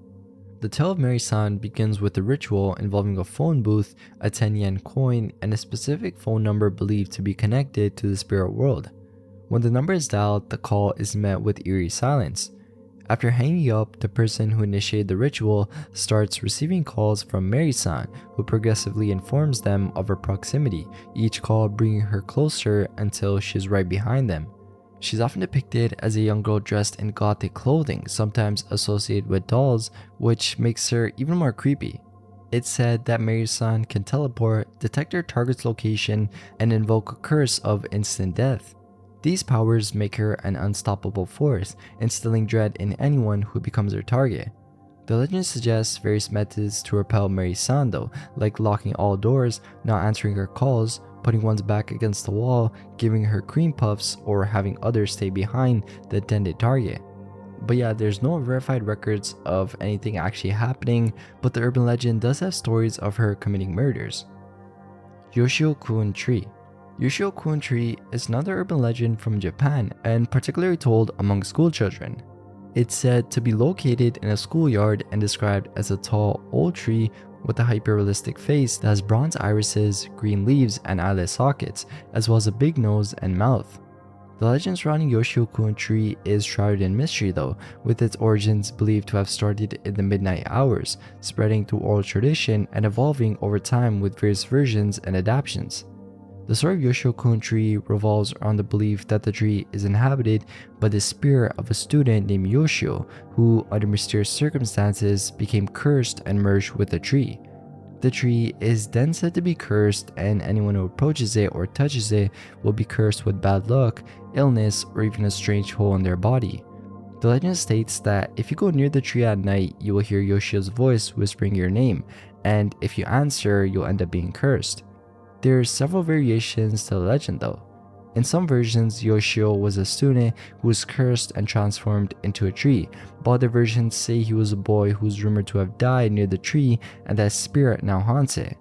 And some versions also claim that the tree is a gateway to the spirit world, with Yoshio's spirit acting as a guardian of the tree. Hoosac Tunnel. The Hoosac Tunnel, located in western Massachusetts, has got the nickname the Bloody Pit due to tragic and violent deaths of over 200 workers during its construction from 1851 to 1875. This nearly 5-mile long tunnel cutting through the Hoosac Range in Berkshire Mountains was an ambitious engineering project of the mid-19th century. The work involved low-tech equipment, hazardous gases, and unstable explosives, leading to numerous accidents and fatalities that would ultimately contribute to the tunnel's reputation as a haunted site. One of the most notorious incidents in the history of the Hoosac Tunnel, though, occurred in 1965, involving a catastrophic explosion caused by nitroglycerin. This explosion resulted in the entombment of 2 workers under tons of rock, and the subsequent death of another worker, Ringo Kelly, under mysterious circumstances, further fueled the rampant rumors among the surviving tunnel workers. Many believed that the spirits of the deceased were seeking revenge, and this belief only intensified the fear and unease surrounding the tunnel. Workers and visitors to the Hoosac Tunnel have reported various ghostly encounters and paranormal phenomena over the years. These accounts include hearing cries of agony, which many believe are the echoes of the suffering endured by the workers who lost their lives during the tunnel's construction. And there's also been numerous sightings of apparitions described as the spectral figures of deceased workers still carrying their tools, seemingly continuing their labor in the afterlife. Some have even claimed to hear voices near the flooded areas of the tunnel where bodies were discovered after accidents, adding to the legend of the tunnel's haunted nature. These ghostly sightings and eerie sounds persisted until all the victims of the tunnel's numerous accidents were accounted for and given proper burials. Yet, even then, after these measures were taken, stories of the supernatural linked to the Hoosac Tunnel continued to circulate, cementing its status as one of the most haunted locations in New England. Lac Orivu of Quebec City. For centuries, the ghost of Marie-Joseph Corriveau, known as Lac Orivu, has haunted the cultural consciousness of Quebec, Canada. The legend tells of a woman hanged for murder, with her corpse gruesomely displayed in an iron cage as a warning to others. But behind this tale, there's a story of injustice and tragedy. Born in 1733 in New France, which would later fall under British control, Marie-Joseph married Charles Bouchard at 16. Their marriage ended though with Bouchard's death 11 years later, and legends suggest Mary Joseph killed him by pouring molten lead in his ear, but there's no actual historical evidence to support this claim. Shortly after though, she married Louis Etienne Dodier, a union marred by disputes and rumors of abuse. In January 1733, Dodier was found dead in their stable, initially believed to have been kicked in the head by a horse. However, a British doctor reported that Dodier's wounds could not have been made by hooves. Mary Joseph and her father, Joseph Cordevieux, were then arrested on suspicion of murder. Rumors swirled that she had actually killed Dodier with a pitchfork and dragged his body into the stable, letting her father take the blame. The case, though, was concluded on April 9th, with Joseph Cordevieux being sentenced to death for the homicide of his son-in-law. Mary Joseph was found to be an accomplice to the murder and was sentenced to 60 lashes and branded with the letter M on her hand for murder. One of Joseph Cordevieux's nieces, Isabelle Slivian, who worked as a servant, testified but changed her story several times during the hearing. She was found guilty of perjury and received 30 lashes and was branded with the letter P. Before his execution though, Joseph Cordevieux confessed to his confessor that he was merely an accomplice, while his daughter Mary Joseph had actually killed Dodier. This led to a second trial on April 15. During this trial, Mary Joseph admitted to killing her husband with 2 blows of a hatchet while he was sleeping, citing his ill treatment of her as the reason. The tribunal then found her guilty and sentenced her to hang instead of Joseph. Also, her body was to be hanged in chains, meaning it would be put on public display on a gibbet after her execution. This macabre spectacle, meant to terrify the local population, disgusted many but became part of local folklore from time. Basically, over time, her story transformed into an urban legend, with embellishments such as witchcraft and numerous dead husbands. One popular tale involves a night traveler, Francois Dubé, who hears an unusual ticking sound. He then realizes that it's probably the wind blowing through La Cordevieux's Cajun bones. Taking pity on her soul, Dubé recites a prayer, and in the dark, La Cordevieux climbs on his back, asking him to carry her across the St. Lawrence River, where her fellow witches are celebrating. Dubé then faints, and when he awakens, he finds an empty liquor bottle, suggesting La Cordevieux had been with him. The story is one of the few Quebec folk tales with no origins in similar old French legends. Any strange noise at night is basically attributed to the wind blowing through the cage and skeleton of La Cordevieux. The legend, over 250 years old, still evokes strong emotions in Quebec. It's generally believed that La Cordevieux was a victim of spousal abuse and did not receive a fair trial, as it was conducted in English, just 4 years after New France fell to the English. The Roman soldiers in York. In the early 1950s, a young apprentice plumber named Harry Martindale was repairing a boiler in the basement of the Treasurer's house, which is near York Minster. Basically, while packing away his tools, he heard what sounded like a trumpet. Initially, he thought it might be a brass band playing outside and paid it little attention. But then came a second, louder blast, seemingly from the far end of the cellar. As he peered into the dimly lit surroundings, Harry saw nothing and was about to continue his work when he suddenly seized with horror. A horse's head emerged from the wall at the far end of the cellar, followed by its rider and 15 Roman soldiers. The soldiers, looking weary and dejected, paid no attention to Harry as they shuffled across the cellar floor, disappearing into the opposite wall. Harry, who was hidden behind the boiler the whole time, watched in shock. Once he composed himself, he gathered his belongings and dashed for the stairs, emerging on the ground floor breathless and confused. He stood outside and pondered the vividness of the experience.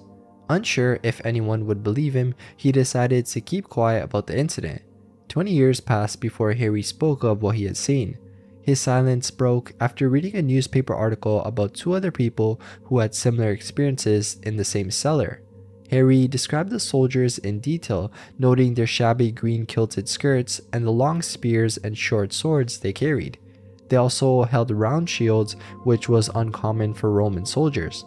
The most curious detail, though, was that the soldiers appeared to be chopped off at the knee, with the lower parts of their leg disappearing into the stone floor. Around this time, archaeologists were excavating the cellar area and discovered an old Roman road about 18 inches below the modern floor level. This would explain why the soldiers appeared to be cut off at the knee as they were walking on the old road. By then, Harry had become a police officer known for his honesty and integrity. He was interviewed by experts in Roman history who were intrigued by his account. Harry claimed to have little knowledge of Roman history beyond what he had seen in Hollywood movies and had no interest in ghosts or the paranormal. Despite this though, he stood by his story. Experts, after researching, found the auxiliary forces of the Roman army had been based in New York towards the end of the Roman occupation.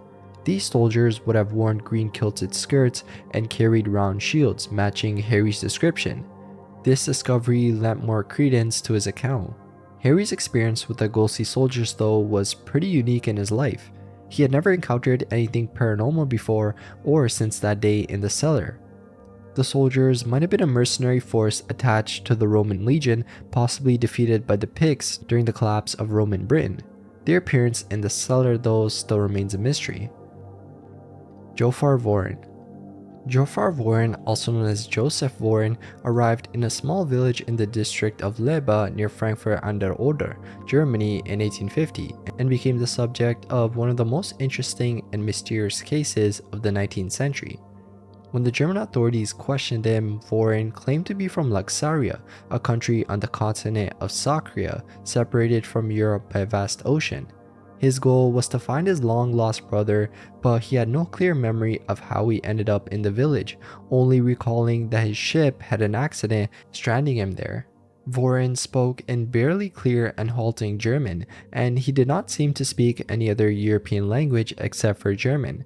He stated that he could also read and write in a language he called Laxarian, or Abram, which he described as the language of the people in Laxaria.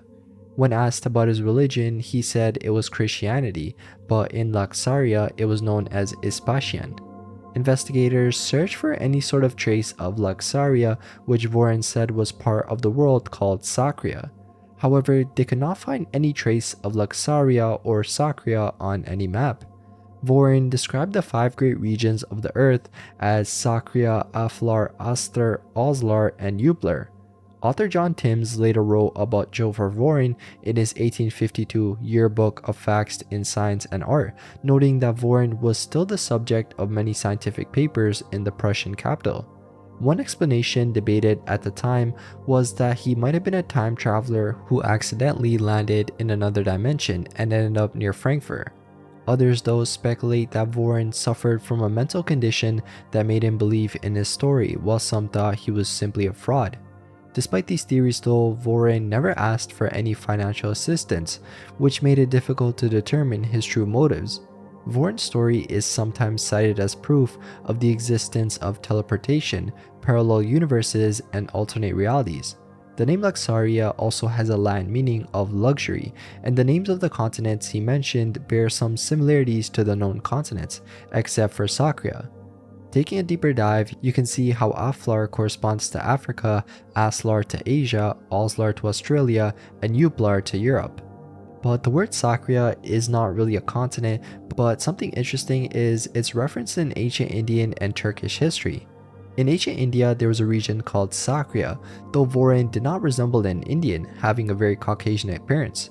In Turkey, there's also a region known as Sakarya, which was part of the Ottoman territory. The language Voren called Abramian is similar to the Armenian name Abramian.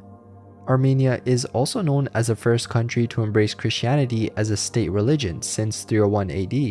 The fate of Jofar Voren though remains unclear, similar to the case of the man from Tord. There's no information about whether Voren returned to his country or was detained in Berlin. His mysterious disappearance have left no additional reports or evidence of his whereabouts. So yeah, this story is pretty much still a mystery, with many wondering if it's real proof of cross-dimensional travel. Loura do Banheiro. The legend of Loura do Banheiro is a legend that comes from Brazil and tells the story of a ghostly blonde girl who haunts the bathrooms of schools. The story has various versions, but the main legend centers around a beautiful blonde girl who met a tragic end in her school's bathroom. Depending on the version, she was either a student or a teacher. Her beauty and intelligence made her the target of intense envy from others. In the narrative where she was a student though, it said she was murdered by jealous classmates while skipping class. In the version where she was a teacher though, the story goes that she was killed by students angry over their grades.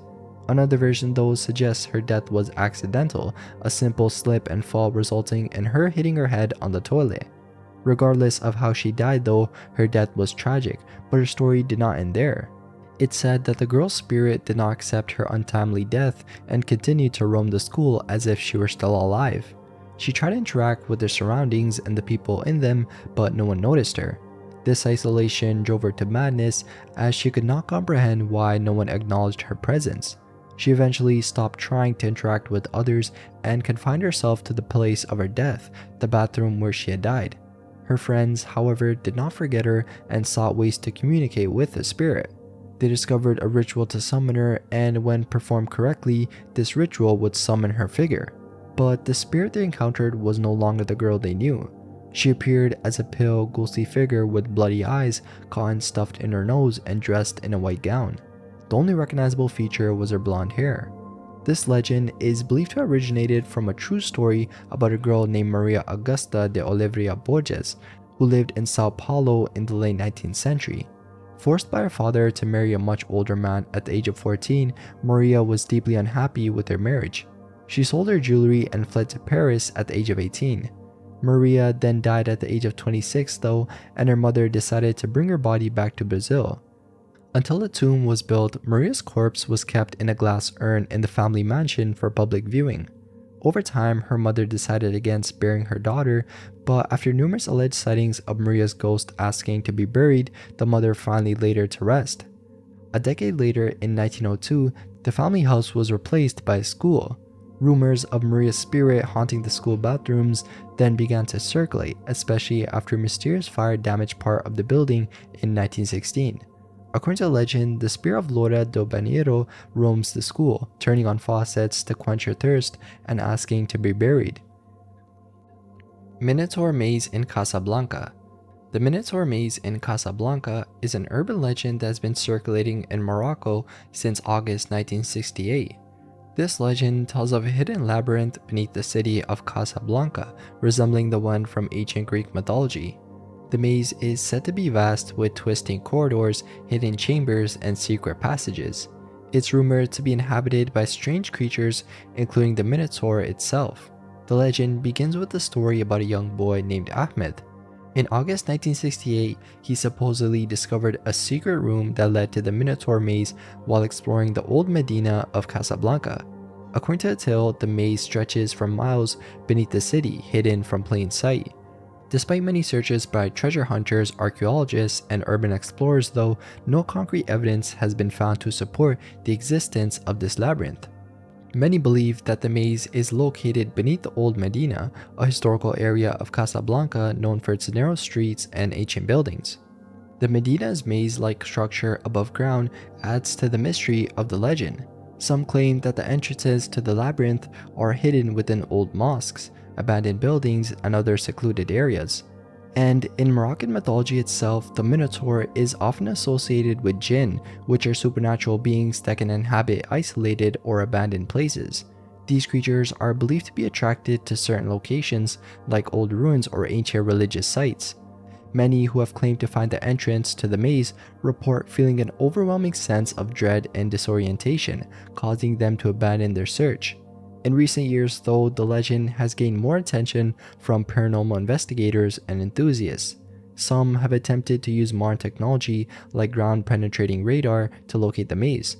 However, these efforts have yet to yield any definitive results. The lack of concrete evidence has not deterred believers, though, who argue that the supernatural nature of the maze makes it difficult to detect using conventional methods. Rudolph Fentz. Rudolph Fentz is the focal character of the short story I'm Scared by Jack Finney, first published in 1959. The narrative centers around the mysterious appearance of a man who seems to have time traveled from the 19th century to the mid-20th century. The story later evolved into an urban legend, though, believed by many to be a true account of a man who inexplicably arrived in New York City from the past. In the story, one evening in mid-June 1951, around 11:15 p.m., passers-by in Times Square noticed a man who appeared to be around 29 years old, dressed in the fashion of the late 19th century. This man, who was disoriented and confused, was seen standing in the middle of an intersection and before anyone could intervene, was struck by a taxicab and fatally injured. The officials at the morgue then examined the man's body and found several curious items in his pockets, being a copper token for a beer worth 5 cents from a saloon unknown to even the oldest residents of the area, a bill for the care of a horse and the washing of a carriage from a livery stable on Lexington Avenue not listed in any current address book, about $70 in old banknotes, and business cards with the name Rudolph Fentz and an address of 5th Avenue. There was also a letter sent to that address in June 1876 from Philadelphia and a medal for coming third in a 3-legged race. None of these items though showed any signs of aging, which further mystified the investigators. Captain Hubert V. Rim of the NYPD's Missing Persons Department took charge of the investigation. He discovered that the address of 5th Avenue was now a business whose current owner did not know Rudolph Fentz. Rim also found no records of Fentz in the address book, and his fingerprints did not match any on file, and there were also no recent missing person reports that fit his description. Persisting though in his efforts, Rim found a Rudolph Fentz Jr. in a telephone book from 1939. Residents of the listed address remembered Fentz Jr. as a man about 60 years old who had worked nearby and had moved to an unknown location in 1940. Rim then contacted a bank and learned that Fentz Jr. had died 5 years earlier, but his widow was still alive and living in Florida. She informed Rim that her husband's father, Rudolph Fentz, had disappeared in 1876 at the age of 29. He had left the house for an evening walk and never returned, despite extensive efforts to locate him. Captain Rim's findings matched the description of the unidentified man found at Times Square, leading him to believe that the deceased was indeed Rudolph Fentz from 1876. However, fearing that his supervisors would question his mental competence, Rim never officially recorded the results of his investigation. The story of Rudolph Fentz, though, has been referenced in various books, articles, and internet postings since the 1970s. It's often been presented as evidence supporting theories about time travel. In 2000, the Spanish magazine Más Allá published an account of the events as a factual report, prompting folklore researcher Chris Obeck to investigate the story's authenticity. Obeck's research revealed that the Fentz story first appeared near the May to June 1972 issue of the Journal of Borderland Research, which was a publication by the Borderland Sciences Research Foundation. The magazine had sourced the story from the 1953 book A Voice from the Gallery by Ralph M. Holland. Obeck concluded that the story was fictional, and further investigation by Pastor George Murphy in 2001 revealed that Ralph M. Holland had actually taken the story from a 1952 Robert Heinlein science fiction anthology titled Tomorrow the Stars, or from a short story printed in Collier's magazine. The original source, which we mentioned earlier, was Jack Finney's short story I'm Scared, which was first published in Collier's magazine on September 15, 1951. Despite the story's fictional origins though, it still persisted as an urban legend. Black Ghost of the Blue Mountain. The story of the Black Ghost of Mount Victoria Pass is part of Australia's colonial history, unfolding within the rugged expanse of the Blue Mountains in New South Wales. This region, which stood as a barrier to early European settlers, became the backdrop for one of Australia's most enduring ghost stories. The Blue Mountains stretch across New South Wales, forming a natural barrier before merging into the Great Dividing Range. During the early 19th century, European colonists, eager to expand their settlements, found the mountains nearly impassable. The solution, though, came in 1813 when explorers Gregory Blackson, William Lawson, and William Charles Wentworth successfully crossed the mountains, paving the way for future settlers. William Cox was later commissioned to construct a road over these mountains. This road, known as the Western Road, quickly deteriorated though with increasing traffic. By 1830, General Thomas Mitchell had initiated plans to build a new, more durable bypass. This project led to the creation of Mount Victoria Pass, which was an engineering marvel of its time. The viaduct at Mount Victoria was constructed from masonry stone by convicts laboring under harsh conditions. The convicts, using crude tools and working with their ankles shackled in heavy chains, endured extreme hardships, and many actually lost their lives in the process. So yeah, amidst this environment, the legend of the Black Ghost of Victoria Pass emerged. The story centers around Caroline James, born in 1827 to a family marred by instability and tragedy, with her father being someone who ran an illegal alcohol business and her mother was an alcoholic who eventually met her grim end. Caroline's mother was found hanging from the rafters of their home, leading to her father's accusation of murder. Although he was convicted, the hanging never took place, plunging the family into destitution. Caroline then found work with the Collett's family, who were prominent figures in the Hartley Vale. There, she caught the eye of William Collett, the black sheep of the family, and they married in 1840 when Caroline was only 13. Her marriage, like her childhood, was troubled, leading her to live with her sister and her sister's husband, John Walsh, an ex-convict with a murky past. Reports suggest that Walsh had a sexual relationship with both sisters and was involved in a romantic arrangement with them. On the night of January 3, 1842, Caroline was seen drinking lemon syrup in a tavern with her husband and Walsh. A violent altercation then ensued, and the next morning, a postman discovered Caroline's lifeless body on the pass. Official reports indicated that she suffered a fatal blow to the head and had been taken advantage of, while some sources claim she was decapitated. John Walsh was then convicted of her murder and hanged in May 1842. However, the local belief persisted that Caroline's ghost was doomed to wander the pass for eternity. The legend of the Lady in Black, as Caroline's ghost is now known, has been part of the local folklore there for over 2 centuries. Her apparition is said to be a headless figure in Victorian black attire appearing on the road and vanishing quickly. Truck drivers and motorists have reported seeing her, especially at night when conditions on the pass are treacherous. Travelers in the 1800s also noted that their horses would become restless near the viaduct, sensing an unseen presence. The ghostly drummer of Edinburgh Castle. Edinburgh Castle, known as the most besieged castle in Britain with 23 attacks throughout Scotland's history, has some tales of unrest and the supernatural. This iconic fortress, which houses the country's crown jewels, has served as a prison, barracks, and a haven for the royal family during turbulent times. This long history of conflict and occupation has given rise to numerous ghost stories. It all starts several hundred years ago when a network of tunnels was discovered beneath Edinburgh Castle, extending along the Royal Mile towards Holyrood Palace. To explore these tunnels, a piper was sent to walk through them while playing his bagpipes, providing a way for those above ground to track his progress. As the piper made his way down through the tunnels, his music suddenly ceased about halfway to the palace. A rescue party was then dispatched, but they found no trace of the piper. The tunnel was subsequently resealed, and to this day it's said that on quiet days the faint sound of bagpipes can be heard beneath the Royal Mile, beneath the castle and palace. Another spectral presence associated with Edinburgh Castle is the ghostly drummer. Although his ghost has not been seen for centuries, the sound of a drum is occasionally heard by visitors. According to legend, the appearance of the drummer is a harbinger of an impending attack on the castle. The last reported sighting occurred in 1650, a year after the execution of Charles I.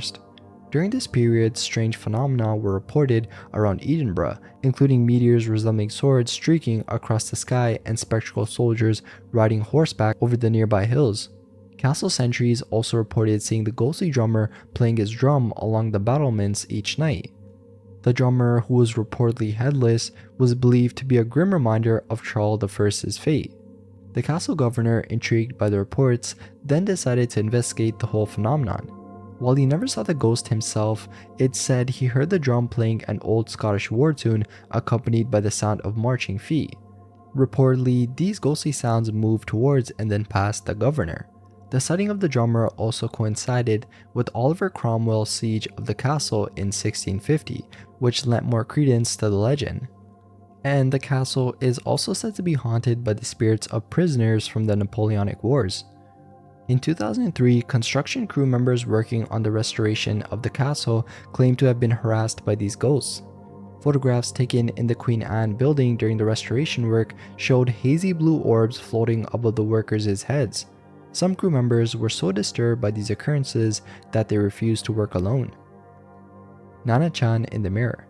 The legend of Nana-chan in the Mirror is an urban legend from Japan that revolves around a supernatural entity named Nana-chan, who is said to appear when her name is chanted in front of a mirror. According to the legend, Those who see Nana-chan's face are believed to be cursed or doomed to meet a tragic fate. The urban legend has been passed down through generations in Japan and has become a well-known spooky tale among children and teenagers. The central tale begins with a young child who often felt lonely exploring an old ancestral house in a rural village. In the southwest area of the house, a cluttered storage room became a playground filled with various objects. One day, the child found an old, worn-out mirror with no frame or handle, just a circular reflective surface. Despite its age, the mirror reflected surroundings clearly. While playing with the mirror, the child saw the reflection of a girl. Startled, they turned around but found no one there. Realizing that the girl could only be seen in the mirror, the child was initially creeped out but soon grew accustomed to her presence. The girl in the mirror had long hair and fair skin, always smiling at the child. The child named her Nana-chan and they began to talk. Despite the parents' concern about their child spending hours staring into an old mirror, they did nothing about it since Nana-chan was invisible to anyone else. One day, the child confided in Nana-chan about feeling lonely and wanting friends to play with. Nana-chan suggested that the child could come to her side of the mirror, although she didn't know how it could be done. After a while, Nana-chan returned with a solution, urging the child to join her on the other side, but warning against telling anyone about it. Fear and anxiety then grew in the child's mind about what awaited him on the other side of the mirror. Days turned into months and years, and the child never contacted Nana-chan again, eventually leaving the house for school and starting a new life. Many years later, now an adult, the child returned to the parents' house. After a disturbing encounter with the mirror, where they saw the storage room door appear ajar in the reflection despite being closed in reality, the adult was haunted by memories of Nana-chan. Returning to their apartment, the adult saw Nana-chan's reflection in the car's rearview mirror, looking exactly as she did years ago. Nana-chan expressed sadness and asked why the adult never returned. When the adult explained the responsibilities and upcoming parenthood, Nana-chan seemed to understand, but stated she would play with the unborn child instead. Tragically, 2 days later, the adult's wife had a miscarriage, and they never had children again. Flaming Ghost Ship of Prince Edward Island. So this legend, obviously from the name, comes from Prince Edward Island and centers around a spectral vessel that is said to appear on the Northumberland Strait, with its masts and rigging engulfed in flames and moving at impossible speeds before simply vanishing into the mist. Reports of the ship date all the way back to 1786, with sightings continuing in the modern era. One of the earliest and most well-known accounts of the Flaming Ghost Ship comes from 1900. Basically, a group of sailors in Charlottetown saw a ship on the horizon with white sails and crew members climbing the masts to escape the growing flames. The sailors launched a rowboat and raced towards the burning ship to rescue its crew, but as they approached, the ship simply vanished without a trace. This account, like many others, has been passed down through generations. Another one comes from the 1950s, which revolves around a couple in Glengarry who reported seeing a fully rigged ship sailing down the Northumberland Strait, completely engulfed in flames. The wife pointed out the burning ship to her husband as they prepared for bed. They watched in awe and fear as the ship moved swiftly through the water before disappearing from view. Their story was later recounted by Edward D. Ives, an American folklorist who was collecting local legends. Ives also spoke to a fisherman from Campbellton who had seen the ship while out at sea one night. Despite trying to approach the burning vessel, the fisherman found that it always remained at a distance, never allowing him to get closer. Also, something interesting is there's very little consensus on the origin of the ghost ship or why it continues to appear. Some speculate that it's an omen of an approaching storm, blown in on a northeastern wind. Others suggest it may be the spirit of a pleasure craft that caught fire during a drunken brawl, or an immigrant ship bound for Quebec that was struck by lightning and set ablaze. Roland H. Sherwood, in his 1948 book Story Parade, offers various theories, including one involving pirates setting fire to a religious ship carrying nuns and priests. Sherwood's work, along with other local folklore, has kept the legend alive. In 1905, William Francis Ganong attempted to provide a scientific explanation for the ghost ship. He suggested that the sightings could be attributed to St. Elmo's fire, which is a natural phenomenon where atmospheric electricity creates a glow around objects, often seen on ships' masts. However, this explanation did not account for the ship's sudden disappearance. Other theories include the crescent moon setting on the horizon or a complex mirage known as Fata Morgana, where layers of warm and cool air create distorted images. Despite these explanations though, many locals prefer the supernatural narrative. In a recent account from 2008, a Nova Scotia newspaper published an account of a teenage boy who saw a white and gold ship in Tatamagouche. The boy described the ship in detail, noting the flames and the crew members running about the deck. Old Pali Road. The Old Pali Road in Kailua is home to several urban legends that have terrified people over years. One of the most notorious tales is the one of the half-faced ghost.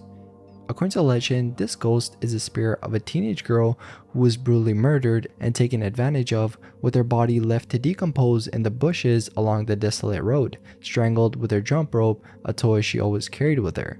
Those who have encountered the ghost report seeing a young girl with long black hair skipping rope as she floats down the road. The sight is disturbing, but even more horrifying is her face, or rather the lack of it.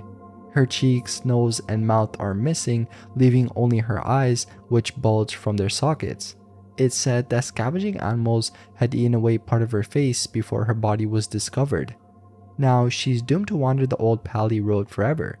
In addition to the half-faced ghost, the Old Pali Road is the setting for several other strange and eerie stories. Another legend warns against carrying raw pork over the Old Pali Road or nearby Pali Highway. According to this tale, anyone who attempts to do so will experience car trouble or an accident. Some people have reported that a small white dog visits their car once it breaks down. The dog is said to grow in size until the offending pork is discarded or the passengers urinate on their own car. This belief is linked to the turbulent relationship between Pele, the goddess of fire, and Kamapuaa, a demigod who was half man, half pig. The two agreed not to visit each other, and taking pork over the Pali is seen as an affront, causing her to stop the car from crossing into her domain. One particular account involves a group of friends who decided to drive around the island instead of returning to school after lunch. They took the road, and despite their initial lighthearted mood, the atmosphere quickly changed and they all felt silent. The oppressive feeling grew as they continued, with each turn in the road bringing a heightened sense of urgency to leave. When they finally reached the end of the road and merged onto the freeway, one of the girls looked back and saw a dwarf walking out from the Pali Road. The sight was inexplicable as there were no homes or other cars in the area. And in 1986, 4 airmen from Hickam Air Force Base decided to test the legend by taking a pack of bacon to the Pali lookout at midnight. They walked down the Old Pali Road, and after about 30 minutes, one of the men got stuck on a muddy cliff while climbing. A helicopter rescue was then called, and the pilot noted that a tea leaf plant considered to ward off evil spirits had prevented the man from falling. This incident reinforced the belief that pork should not be taken over the Pali as it attracts restless spirits. New Brunswick Haunted Hotel. The Algonquin Resort in St. Andrews by the Sea, New Brunswick, has been a prominent feature for over a century. Built in the 1800s, the hotel capitalized on the booming economy and prime coastal location. Its architecture, with pointed red roofs and a black and white Tudor facade, hints at the legends contained within. The hotel's early advertising slogan was an incomparable resting place, a statement that has taken on new meaning over the years. One of the most notable aspects of the Algonquin Resort is its reputation for being haunted. The hotel acknowledges these ghosts on their website, reflecting their significance to the hotel's history. A fire in 1914 though nearly destroyed the original wooden structure, sparing only the painter and kitchen winks and the iconic tower. This tower is known for mysterious flashing lights and occasional sightings of a woman in a white dress. But something to note is that the ghosts of the Algonquin Resort are not the result of horrific events, but rather stem from the affection that many guests and staff had for the hotel. One of the most famous ghosts is a bellboy who continues to show guests to their rooms. He tells them about the property before disappearing without accepting a tip. Guests, though, are encouraged to leave a gratuity on the bell desk for him. Another ghost is a night watchman whose footsteps and jangling keys are heard as he makes his rounds, maintaining his duties even in the afterlife. There's also a senior staff woman who is seen setting and rearranging tables in the dining room. The ghostly guests have darker stories though. Room 473 is said to be haunted by a phantom bride who weeps. Theories suggest that her fiancé was lost at sea, unable to attend their wedding, causing her immense sorrow, and some believe she died of a broken heart. The Algonquin's history section even notes, when guests claim to never want to leave, we take them seriously, as quoted. A child who chased a ball out of a third-floor window is now seen and heard playing in the halls. Other disturbances include reports from rooms 308 and 373, where objects temporarily disappear from the fourth floor and doorknobs turn by themselves on the second floor. Staff members have also received phone calls from dead lines and empty rooms. Despite these occurrences though, the hotel assures that all spirits are friendly, if slightly unsettling. Spirits of Spring Villa. Spring Villa, located on Lee County Road 148 in Opelika, Alabama, has long been associated with ghost stories and paranormal activity. The Gothic architecture of the house, with its pointed gables and wooden millwork, adds to its eerie reputation. The house was originally built around 1851 by William Penn C. Young, who had returned to the South after participating in the California Gold Rush. He married Mary Godwin, the eldest daughter of John Godwin, who was a prominent builder from Columbus, Georgia. The house's design is believed to have been influenced by Horace King, a freedman and master bridge builder who worked closely with John Godwin.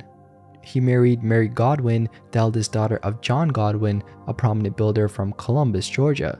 The house's design is believed to have been influenced by Horace King, a freedman and master bridge builder who worked closely with John Godwin. Spring Villa's most famous legend, though, involves the supposed murder of William Young by a vengeful slave. According to the story, the slave hid in a small niche in the staircase and attacked Young as he ascended, stabbing him on the 13th step. However, historical records show that Young died of natural causes in 1879, long after the abolition of slavery, which cast doubt on the legend. Despite this though, the house is still believed to be haunted, and visitors have reported various paranormal phenomena over the years. During the 1930s, when the estate was used as a 4-H camp, campers were told ghost stories about the house. Visitors have reported seeing figures in the upper stories and hearing unexplained voices, music, and footsteps. Some have also felt uneasy or even claimed to feel hands pushing them on the 13th step. And something to note is the Alabama Paranormal Research Team has conducted multiple investigations at Spring Villa. One account involves a camp counselor named Magic Mike, who reportedly saw a man playing the piano in the empty house. The director of Opelika Parks and Recreation found him sitting on the floor, crying and in shock.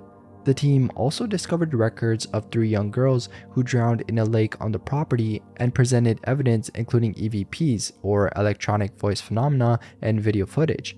Southern Paranormal Research also investigated the house and grounds in 2008. They suggested that some of the reported phenomena might be due to matrixing, where the mind is fooled by the interplay of light and architecture. They also noted that sound carries well throughout the house, which might explain some of the noises heard by visitors. During their investigation, they experienced odd occurrences like hearing things in the woods and seeing a large shadowy figure on the road. They recorded EVPs, including a growl and laughter, possibly from a child. Gloucester Ghoul. The Gloucester Ghoul, a creature rooted in the folklore of northwestern Rhode Island, is known for its terrifying presence and bizarre appearances. Descriptions of the ghoul vary, but it's generally portrayed as a large beast with a ram-like body, bat-like wings, and large horns on its head. Its eyes are often said to emit a fiery glow, and it's sometimes described as having skills that make a rattling noise as it moves. This creature has been part of local legends since the early 19th century, with one of the most notable encounters involving the infamous pirate Albert Hicks. Albert Hicks, the last person executed for piracy in America, was born in Foster, Rhode Island in 1820. His life of crime and adventure was marked by a fascination with tales of buried treasure and notorious figures. In the summer of 1839, Hicks and 3 companions set out to find Captain Kidd's treasure, rumored to be hidden on Page Farm in Gloucester. Equipped with shovels and picks, they began their excavation under the cover of night. As they dug feverishly for the elusive gold, they were suddenly interrupted by a strange sound. Emerging from the dark forest was a Gloucester Ghoul. Hicks described it as a large animal with eyes as big as pewter bowls that glowed like fire. Flames then shot from its mouth and nostrils, scorching the brush in its path. The creature was as big as a cow with bat-like wings, spiral horns like a ram's, and feet like a duck's, measuring a foot and a half across. Its body was covered in large scales that rattled as it moved, and it had lights on its sides like those shining through a tin lantern. The men all dropped their tools and fled in terror, never to return to claim their treasure. The ghoul, though, was not seen again until 1896 when Gloucester resident Neil Hopkins encountered it. Basically, on the evening of January 13, while walking home from work in Putnam, Connecticut, Hopkins heard a sound from deep in the forest. A supernatural creature then charged from the darkness and began to pursue him. Hopkins described it as a large, fire-breathing beast with a metallic clanking sound accompanying its movements. The creature chased him only a short distance before plunging back into the woods. Hopkins' account was then reported in the January 15 edition of the Evening Hour, sparking renewed interest in the legend. Despite these encounters, though, there's no concrete evidence to support the existence of the Gloucester ghoul. Skeptics suggest that sightings may be misidentifications of known animals or outright hoaxes. However, the legend still persists, and some speculate it could be a previously undiscovered species or a mutated animal, while others suggest it may be a supernatural entity or an interdimensional being. Oroma.